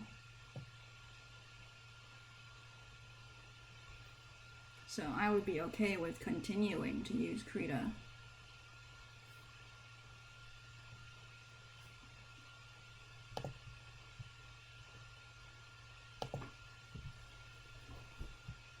But anyway, back to the reality of the post-Orphan's Path world. I'll still be writing fanfics, because I just love doing that. People have been increasingly asking me if I'm gonna publish like real TM original fiction, which I am an editor for several like actual original fictions that I will not elaborate on until a far later date when I am contractually allowed to do so.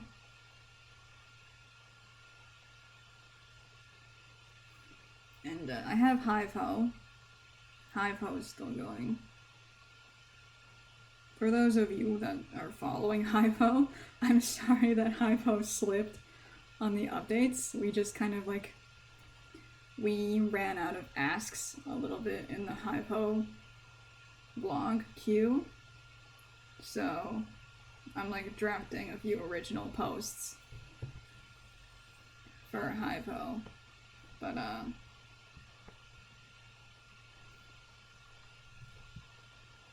Hive-Ho may not fully get back into the swing of things until after Orphan's Path goes on its season break, you know?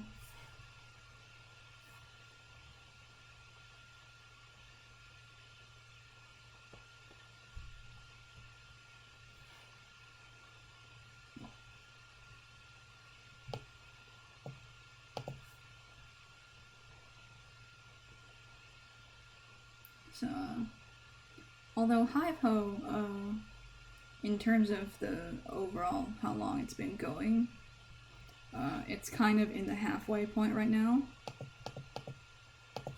Hive-Ho was never meant to be like a super long-term project like Orb, so it's actually hitting the halfway point in like how much stuff is left to do with Hive-Ho.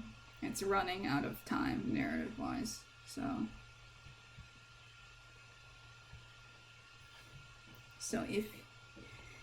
Hive-Ho was like always supposed to be a short thing. It was like a proof of concept for that kind of format.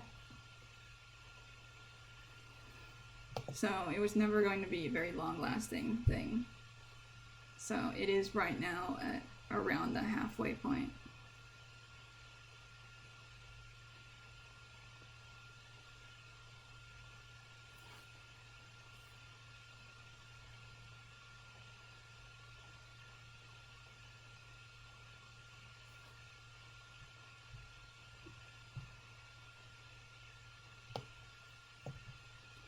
And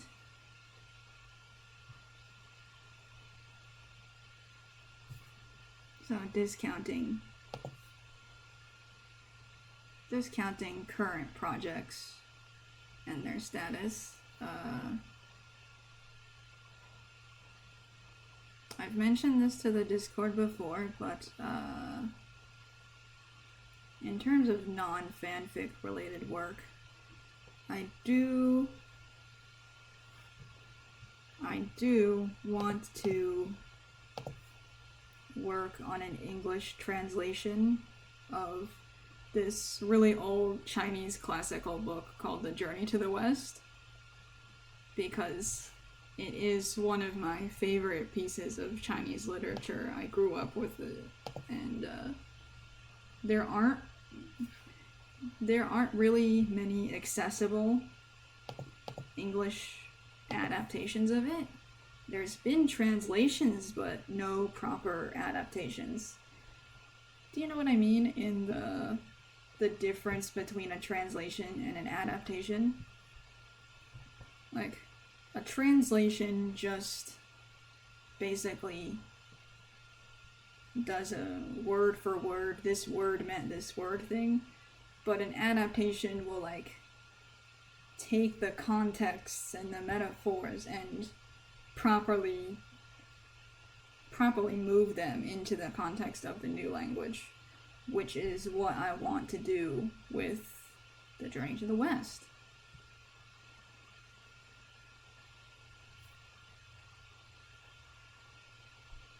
Yeah. When I say adaptation, I don't mean like TV or show or whatever. The Journey to the West has been adapted to cinema so many times, but that's mostly through Chinese stuff. What I want is a modern English translated Journey to the West that's kind of like expanded properly.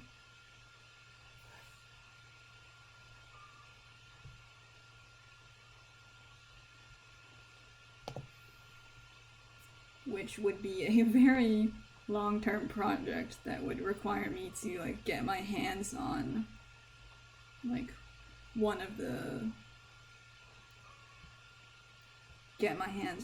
base English translations.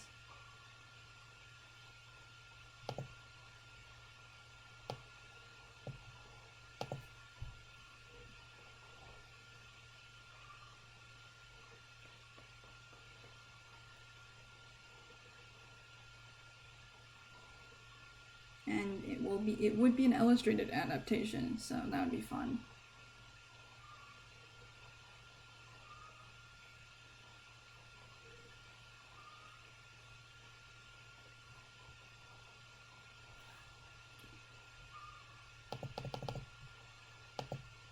Whoops.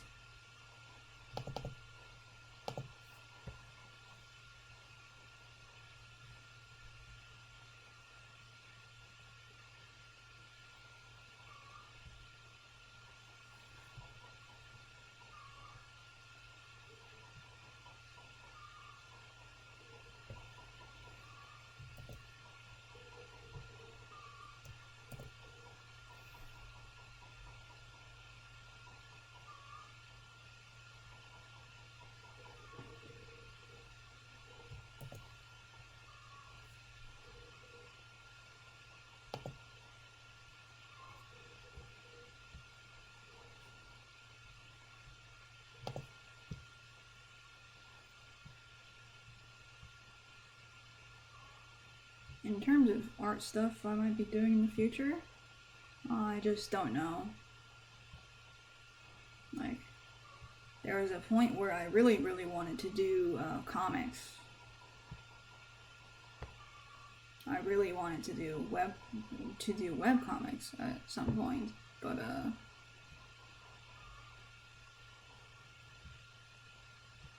I've found that writing goes so much faster for me. I'm able to far more consistently churn out writing on regular schedules than comics.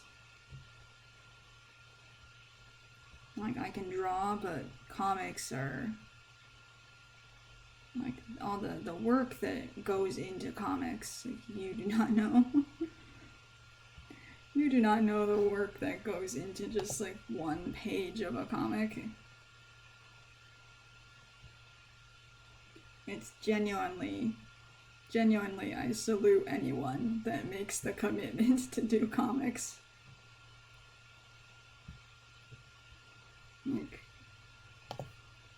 I used to want to do comics, but then I realized, like this just, I don't think I have the mental stamina for that.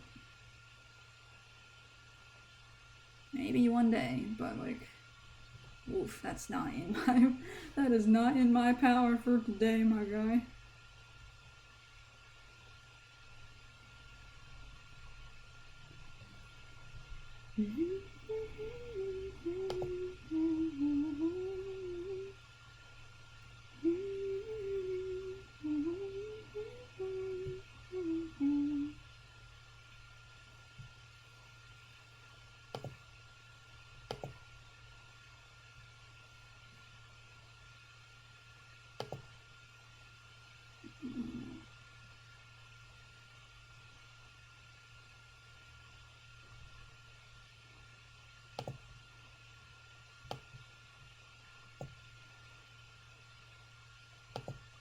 Okay.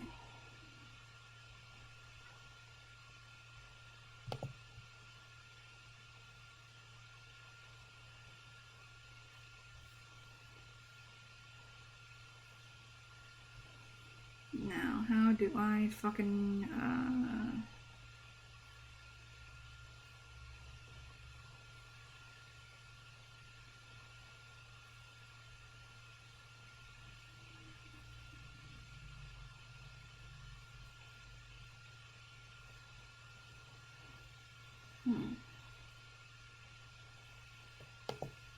There should be a way to just flip this thing.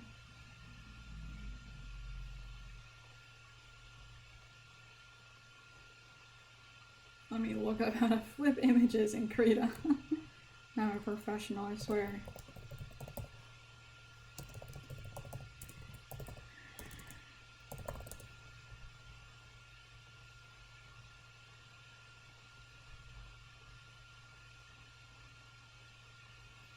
Image, mirror image horizontally.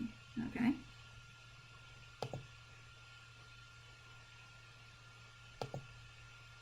Oh no, no.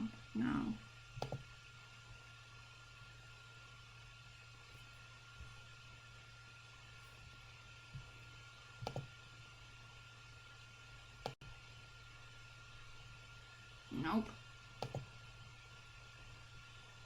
No good, Chief.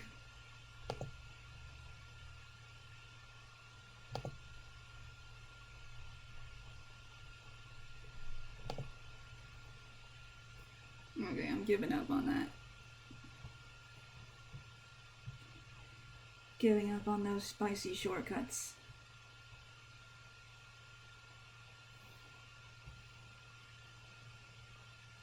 Oops.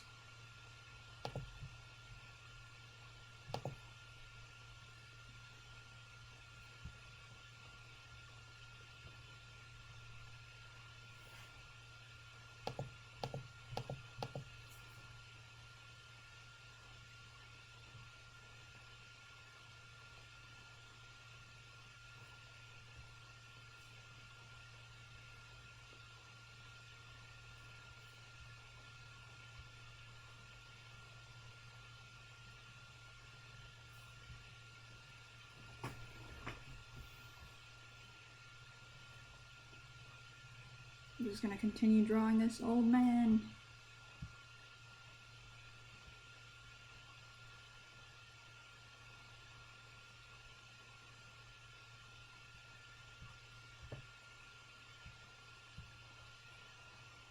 I keep drawing feels like he needs a fuck million years of sleep.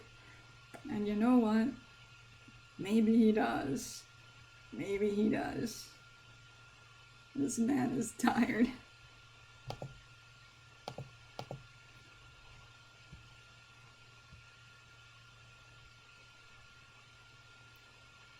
He's a single dad. He's trying his best. Oh lordy. Come back here. No, don't do that to me. No?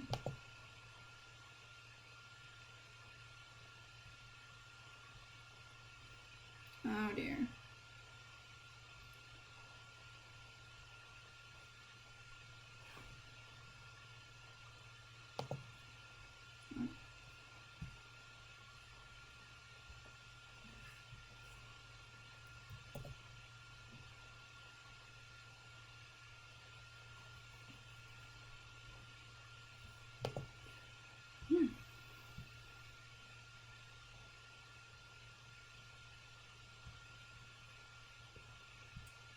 If I don't make Phil look like he's about to fall asleep or desperately need to fall asleep for 100 years, then what am I doing?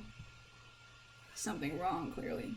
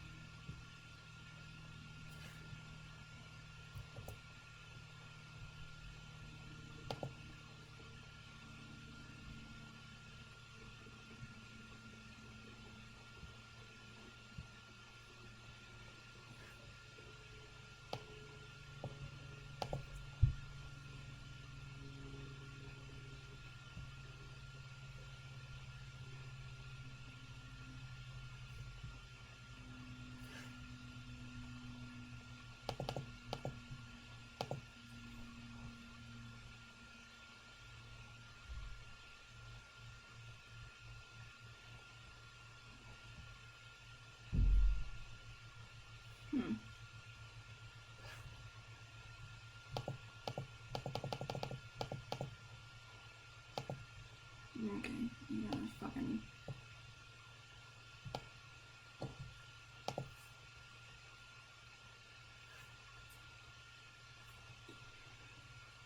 Ba-da-ba-da-ba-ba-ba.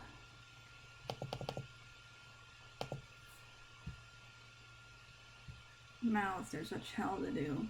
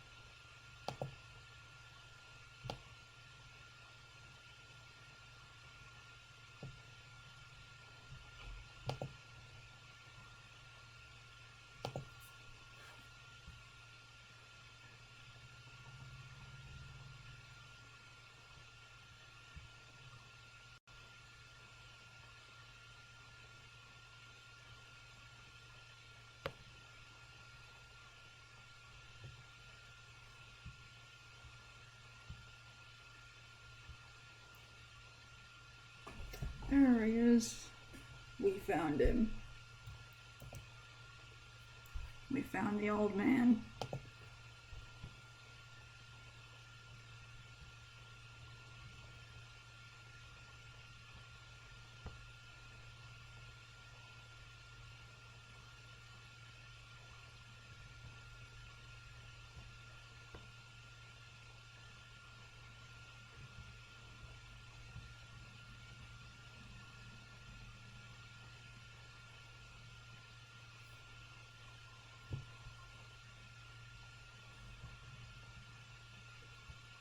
No.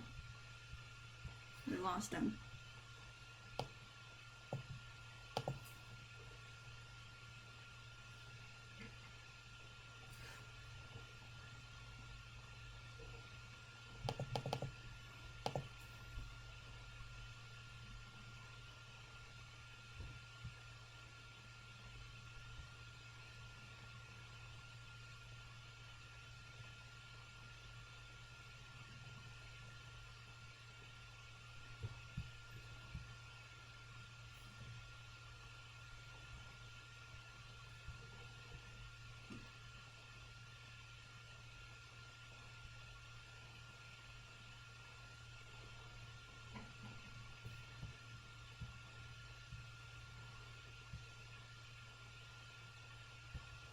We lost him again.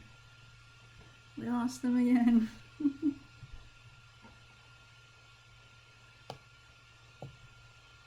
Eyes are such hell. Eyes are such hell.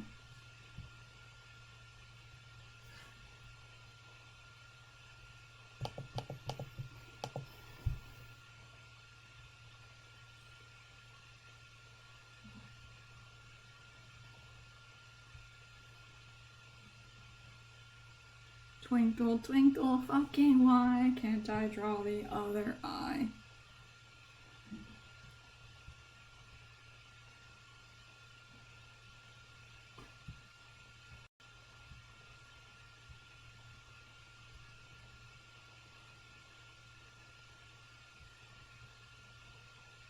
There we go. The old man is here.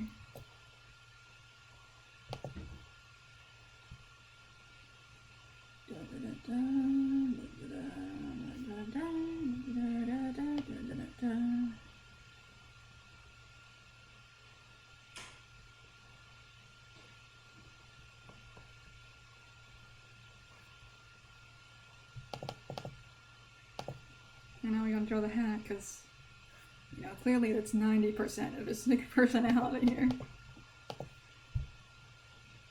If Philza doesn't have his fucking hat, who is he?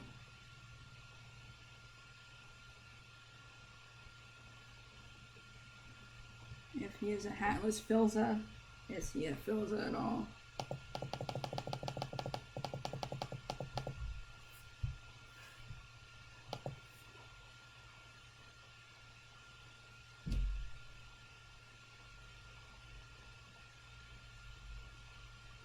Why do you hate drawing his hat? It's his most important feature, clearly. Tell me about the struggles of drawing Philza's hat while I draw Philza's hat. This will surely only go well.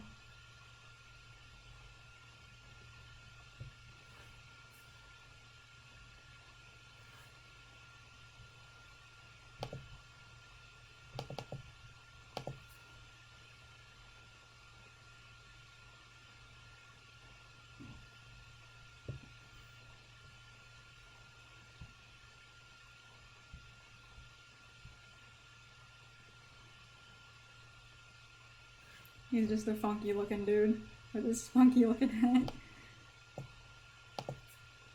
His hat that will never look correct on his head.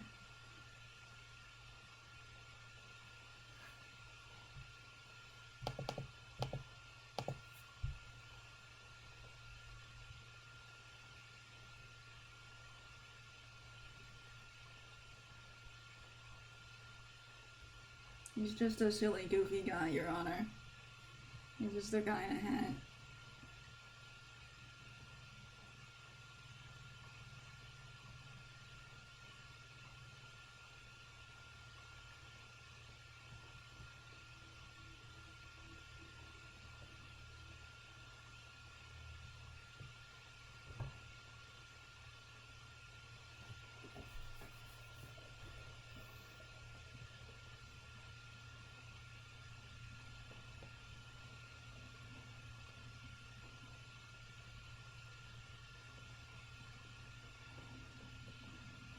If any of you have seen me starting to draw these these heart piercings on the other side of his ear and wonder if it like means anything, it doesn't really. It doesn't really mean anything that I started putting these fucking the heart thing on his other ear. I just did it because I felt like it. It just looked like it would. Heart earrings looked like it would suit him, and so I decided it did.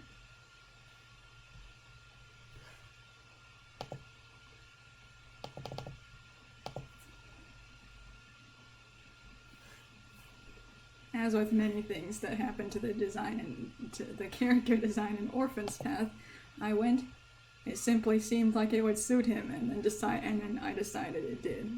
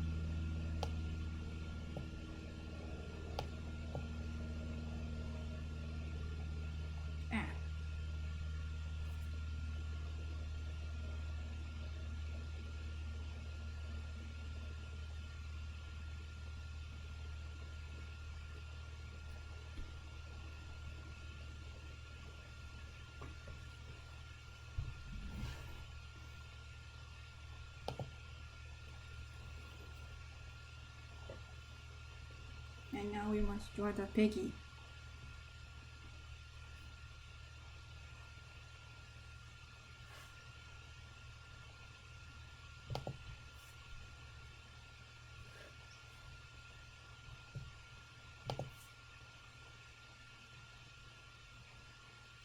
Here he comes, the piggy.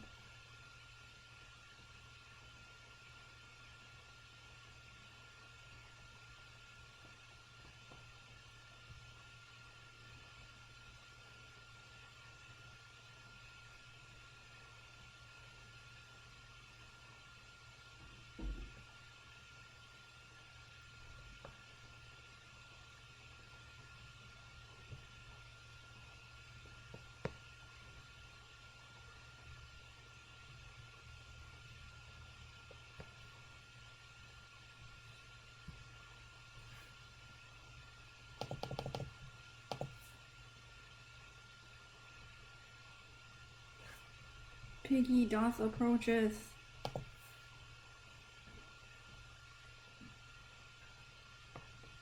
Tactical piggy inbound. My precious oink oink.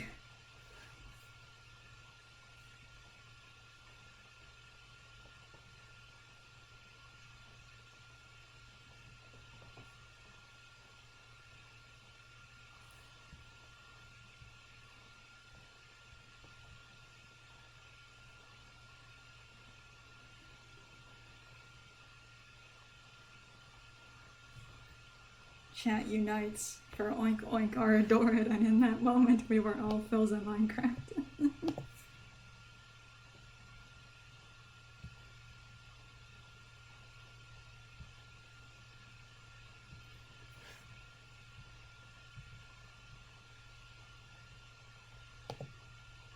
That was you, Jay?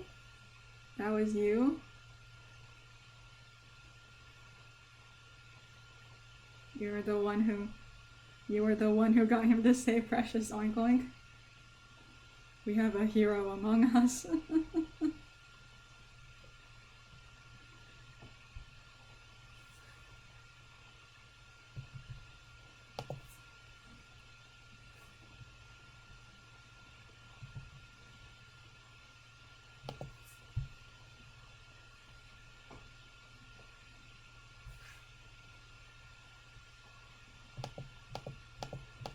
My thing is I just never pay attention to the don't know names. That's why I never know. That's why I never know that, like, oh, this person did that or whatever. It's because I don't fucking read the don't know names.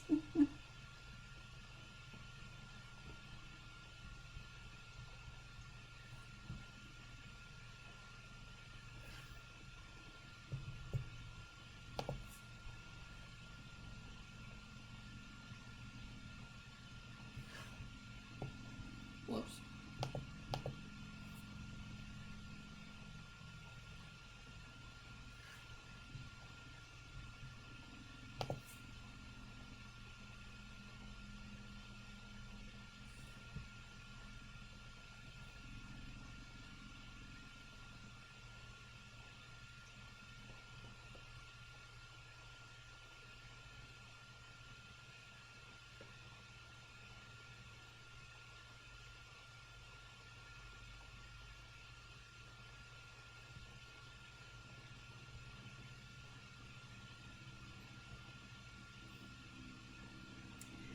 The reading techno's whale stream was truly one of the greats. He really went and pulled a hustle for Dream SMP lore. And you know, it worked, so.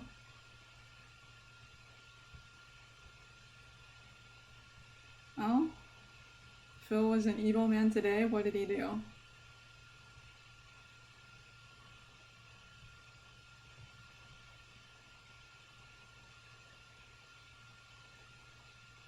Tell me about the crimes of Phil's on Minecraft.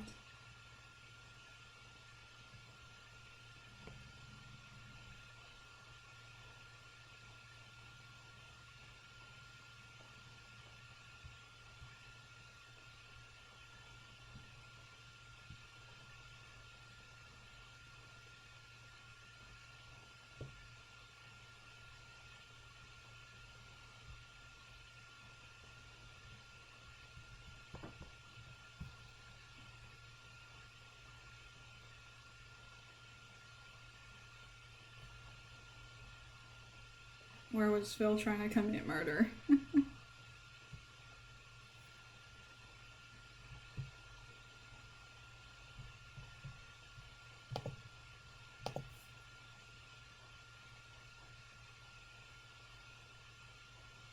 Phil's just a murderous man.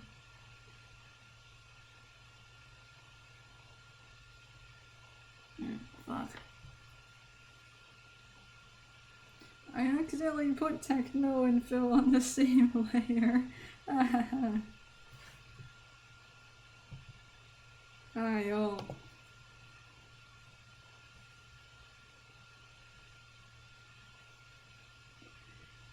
Ayo.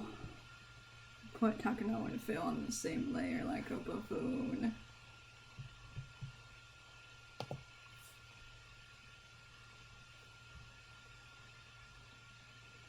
But you know what? It's fine. It's fine if Techno and Phil are in the same layer. It's what they deserve. Don't separate them.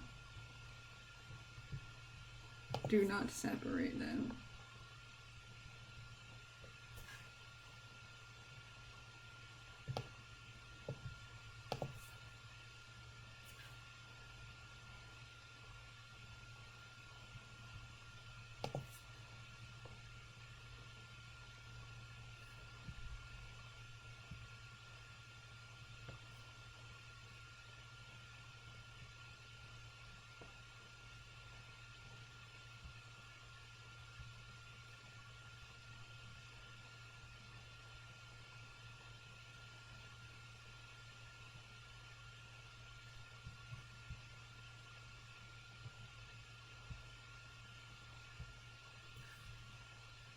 Techno and Phil look at each other like, sir, that's my emotional support war criminal. Your Honor, you don't understand. I need him.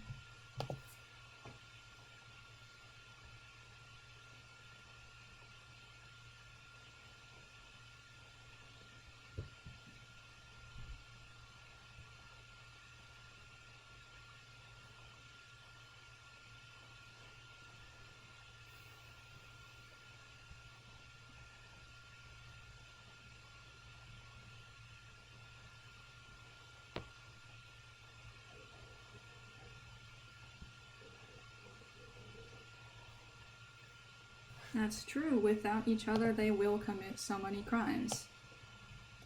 Until they find each other. And then they'll commit even worse crimes together.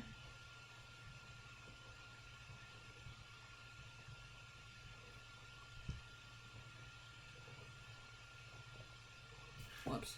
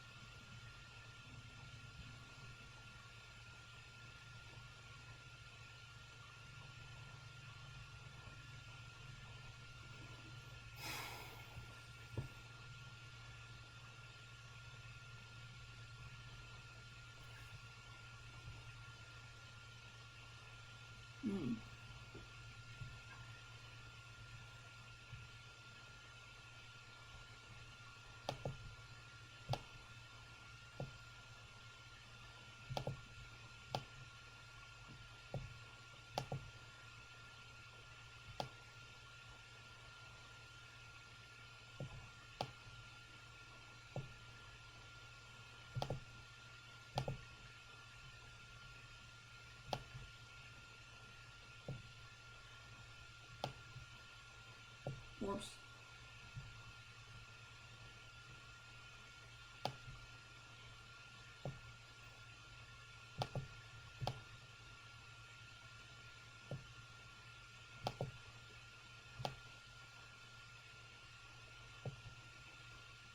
Whoops.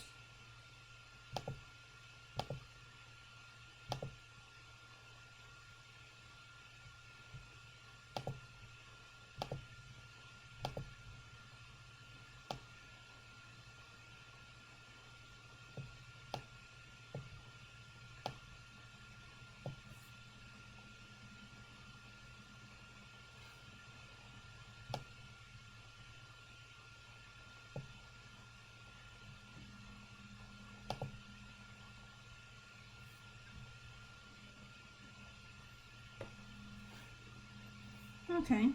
We've got space for a few more. For a few more bastards.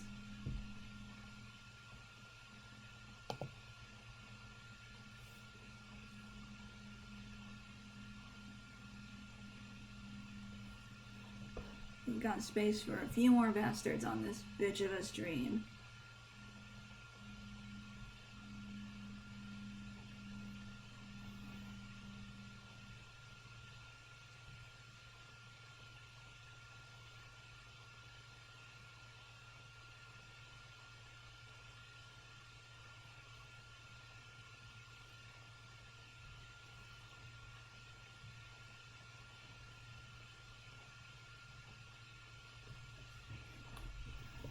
You want me to draw this? You want me to draw Wimbler? Wimbler, Soot. Wimble. Mr. Mimble Wimble. The Wimbley's Wimbley. I'm hearing a Wimbler Soot and a silly little rabbit.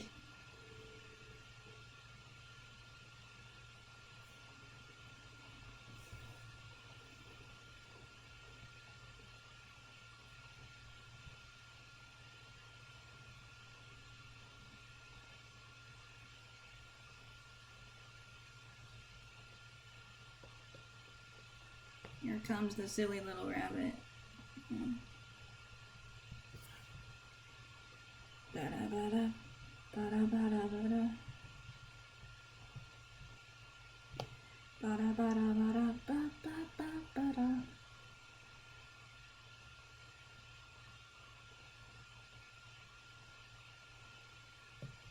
I'm thinking of doing daily streams. Not in the sense that I will stream exclusively once a day, because I may stream more than once a day, but in the sense that I will stream at least once a day at a consistent time. but only on weekdays. I have things to do on weekends.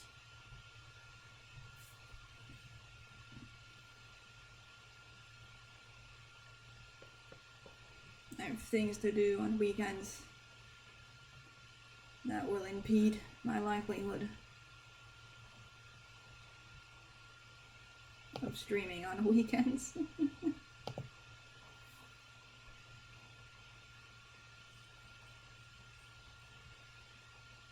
Yeah. I was starting to draw a bobblehead dream, but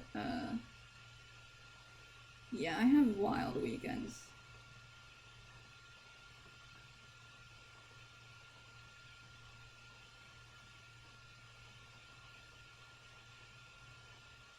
But now that I'm drawing, now that I've got at least one kind of drawing thing up, I'm gonna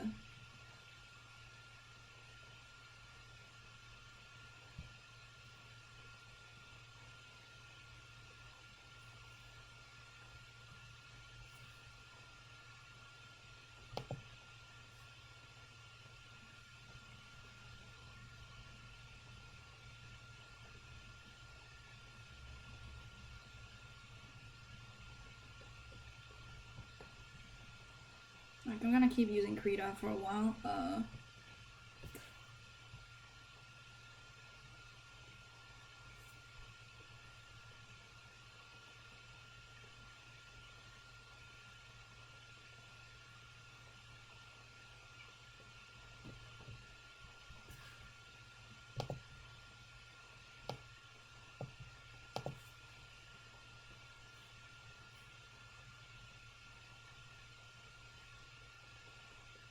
Like, people have been begging me to get on Eclipse Studio Paint, so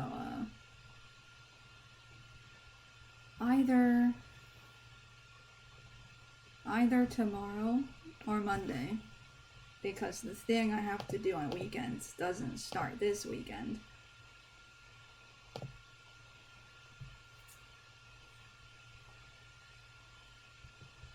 That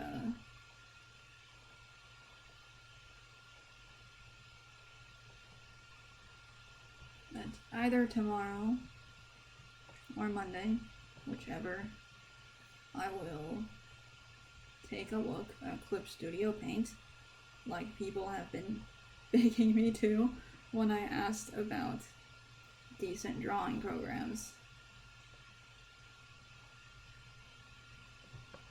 And then I'll look at like which one suits me more. Because here's my thing, I so very rarely bother with full render shit. Like, this kind of sketching is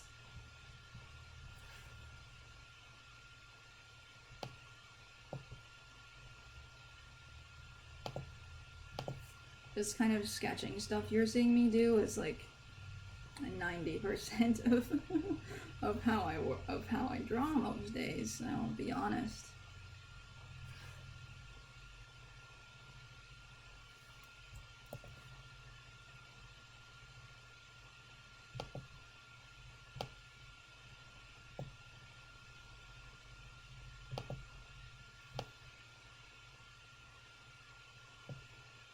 So, like, the problem with trying to recommend me a program that's like a fuck ton of features is like, that's super nice, but I don't know if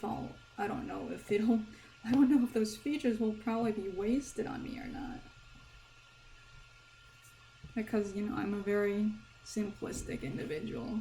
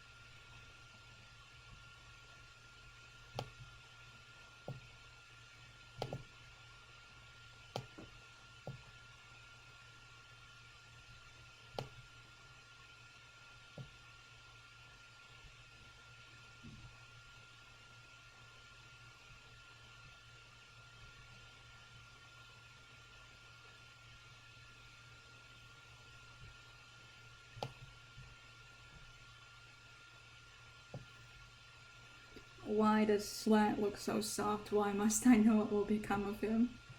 So asks the chat. I did that on purpose.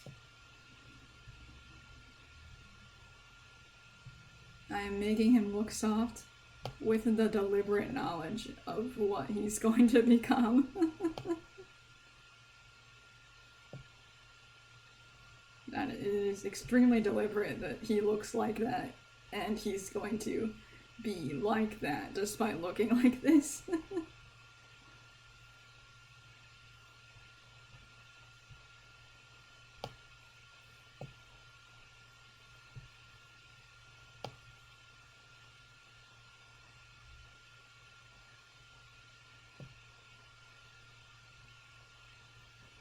Yeah.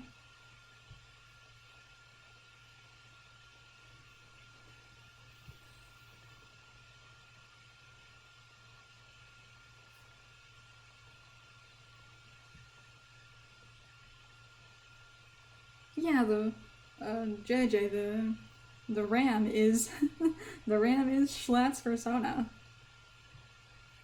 Like, it's not his brand mascot, that's like an avatar of him.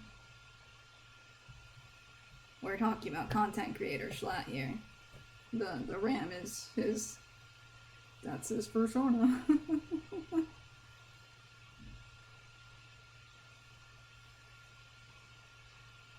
Okay.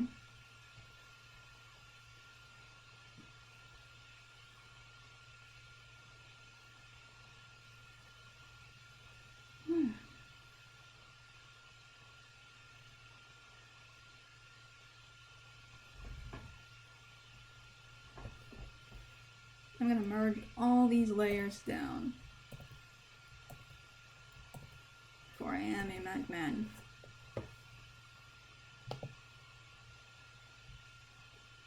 Okay.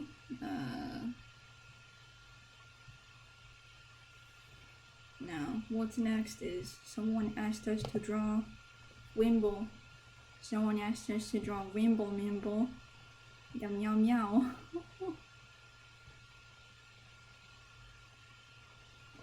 Wimble short meow meow.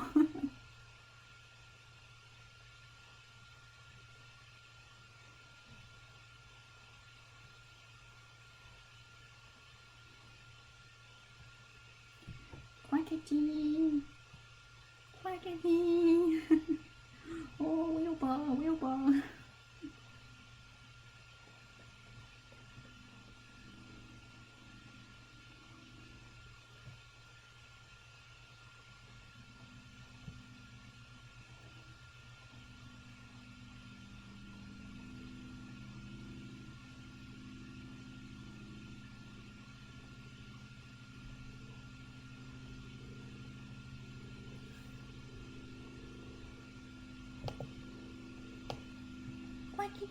Quackity.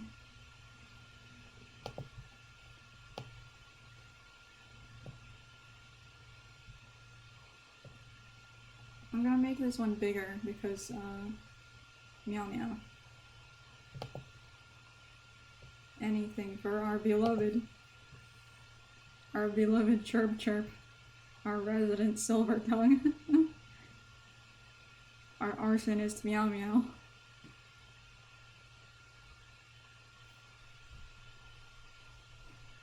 The sun boy. You know how it is, you just gotta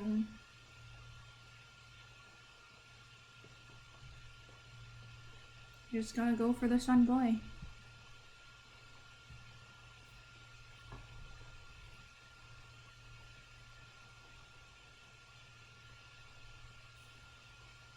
You pop up.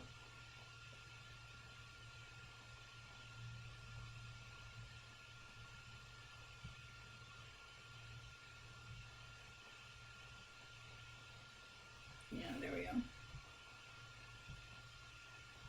Real sun boy hours. Whoops.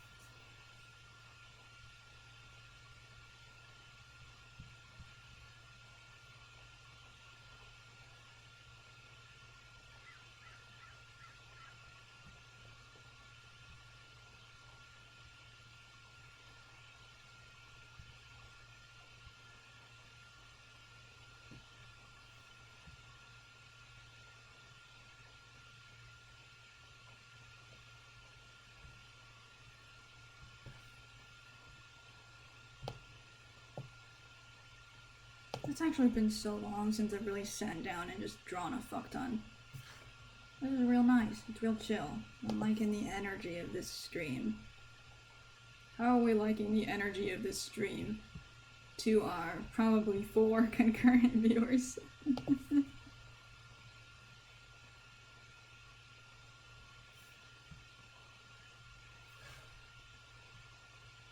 We do be vibing.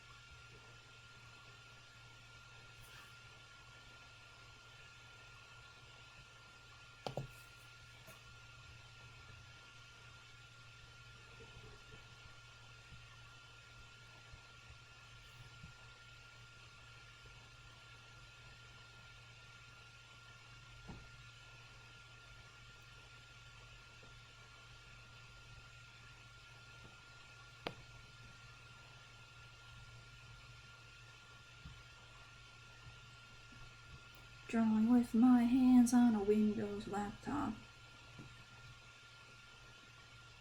Drawing with my hands on a Windows laptop.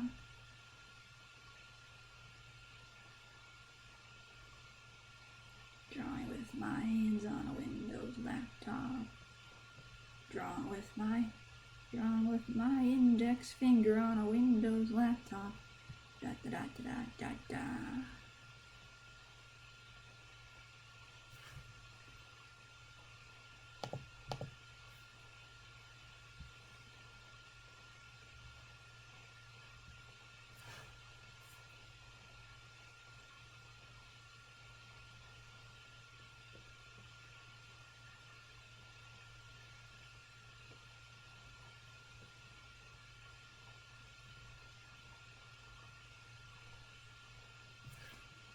I'm gonna draw with my hands on a Windows laptop.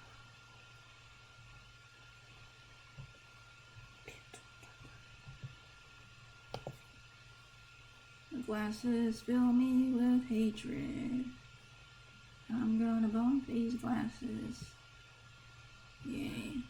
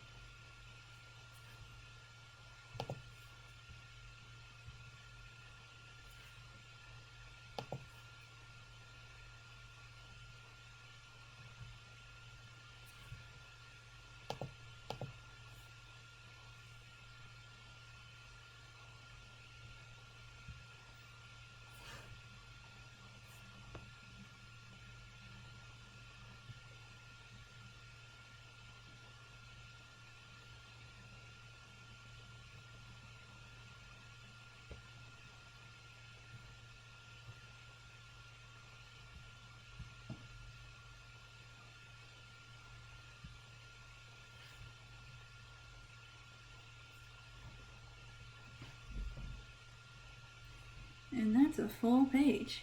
Ooh. How long have we been going? Oh, we've been going for 3 hours on this thing. Oh, jeez.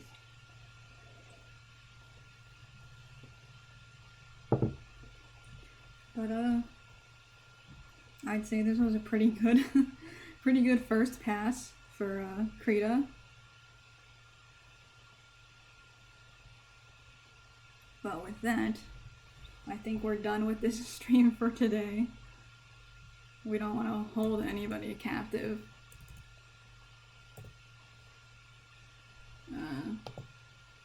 You'll be seeing this page posted later on my various platforms.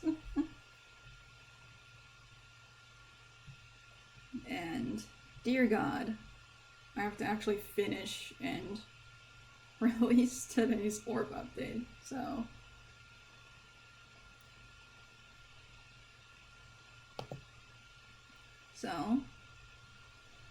I think that's a good place to stop. So I'm gonna say bye. Bye.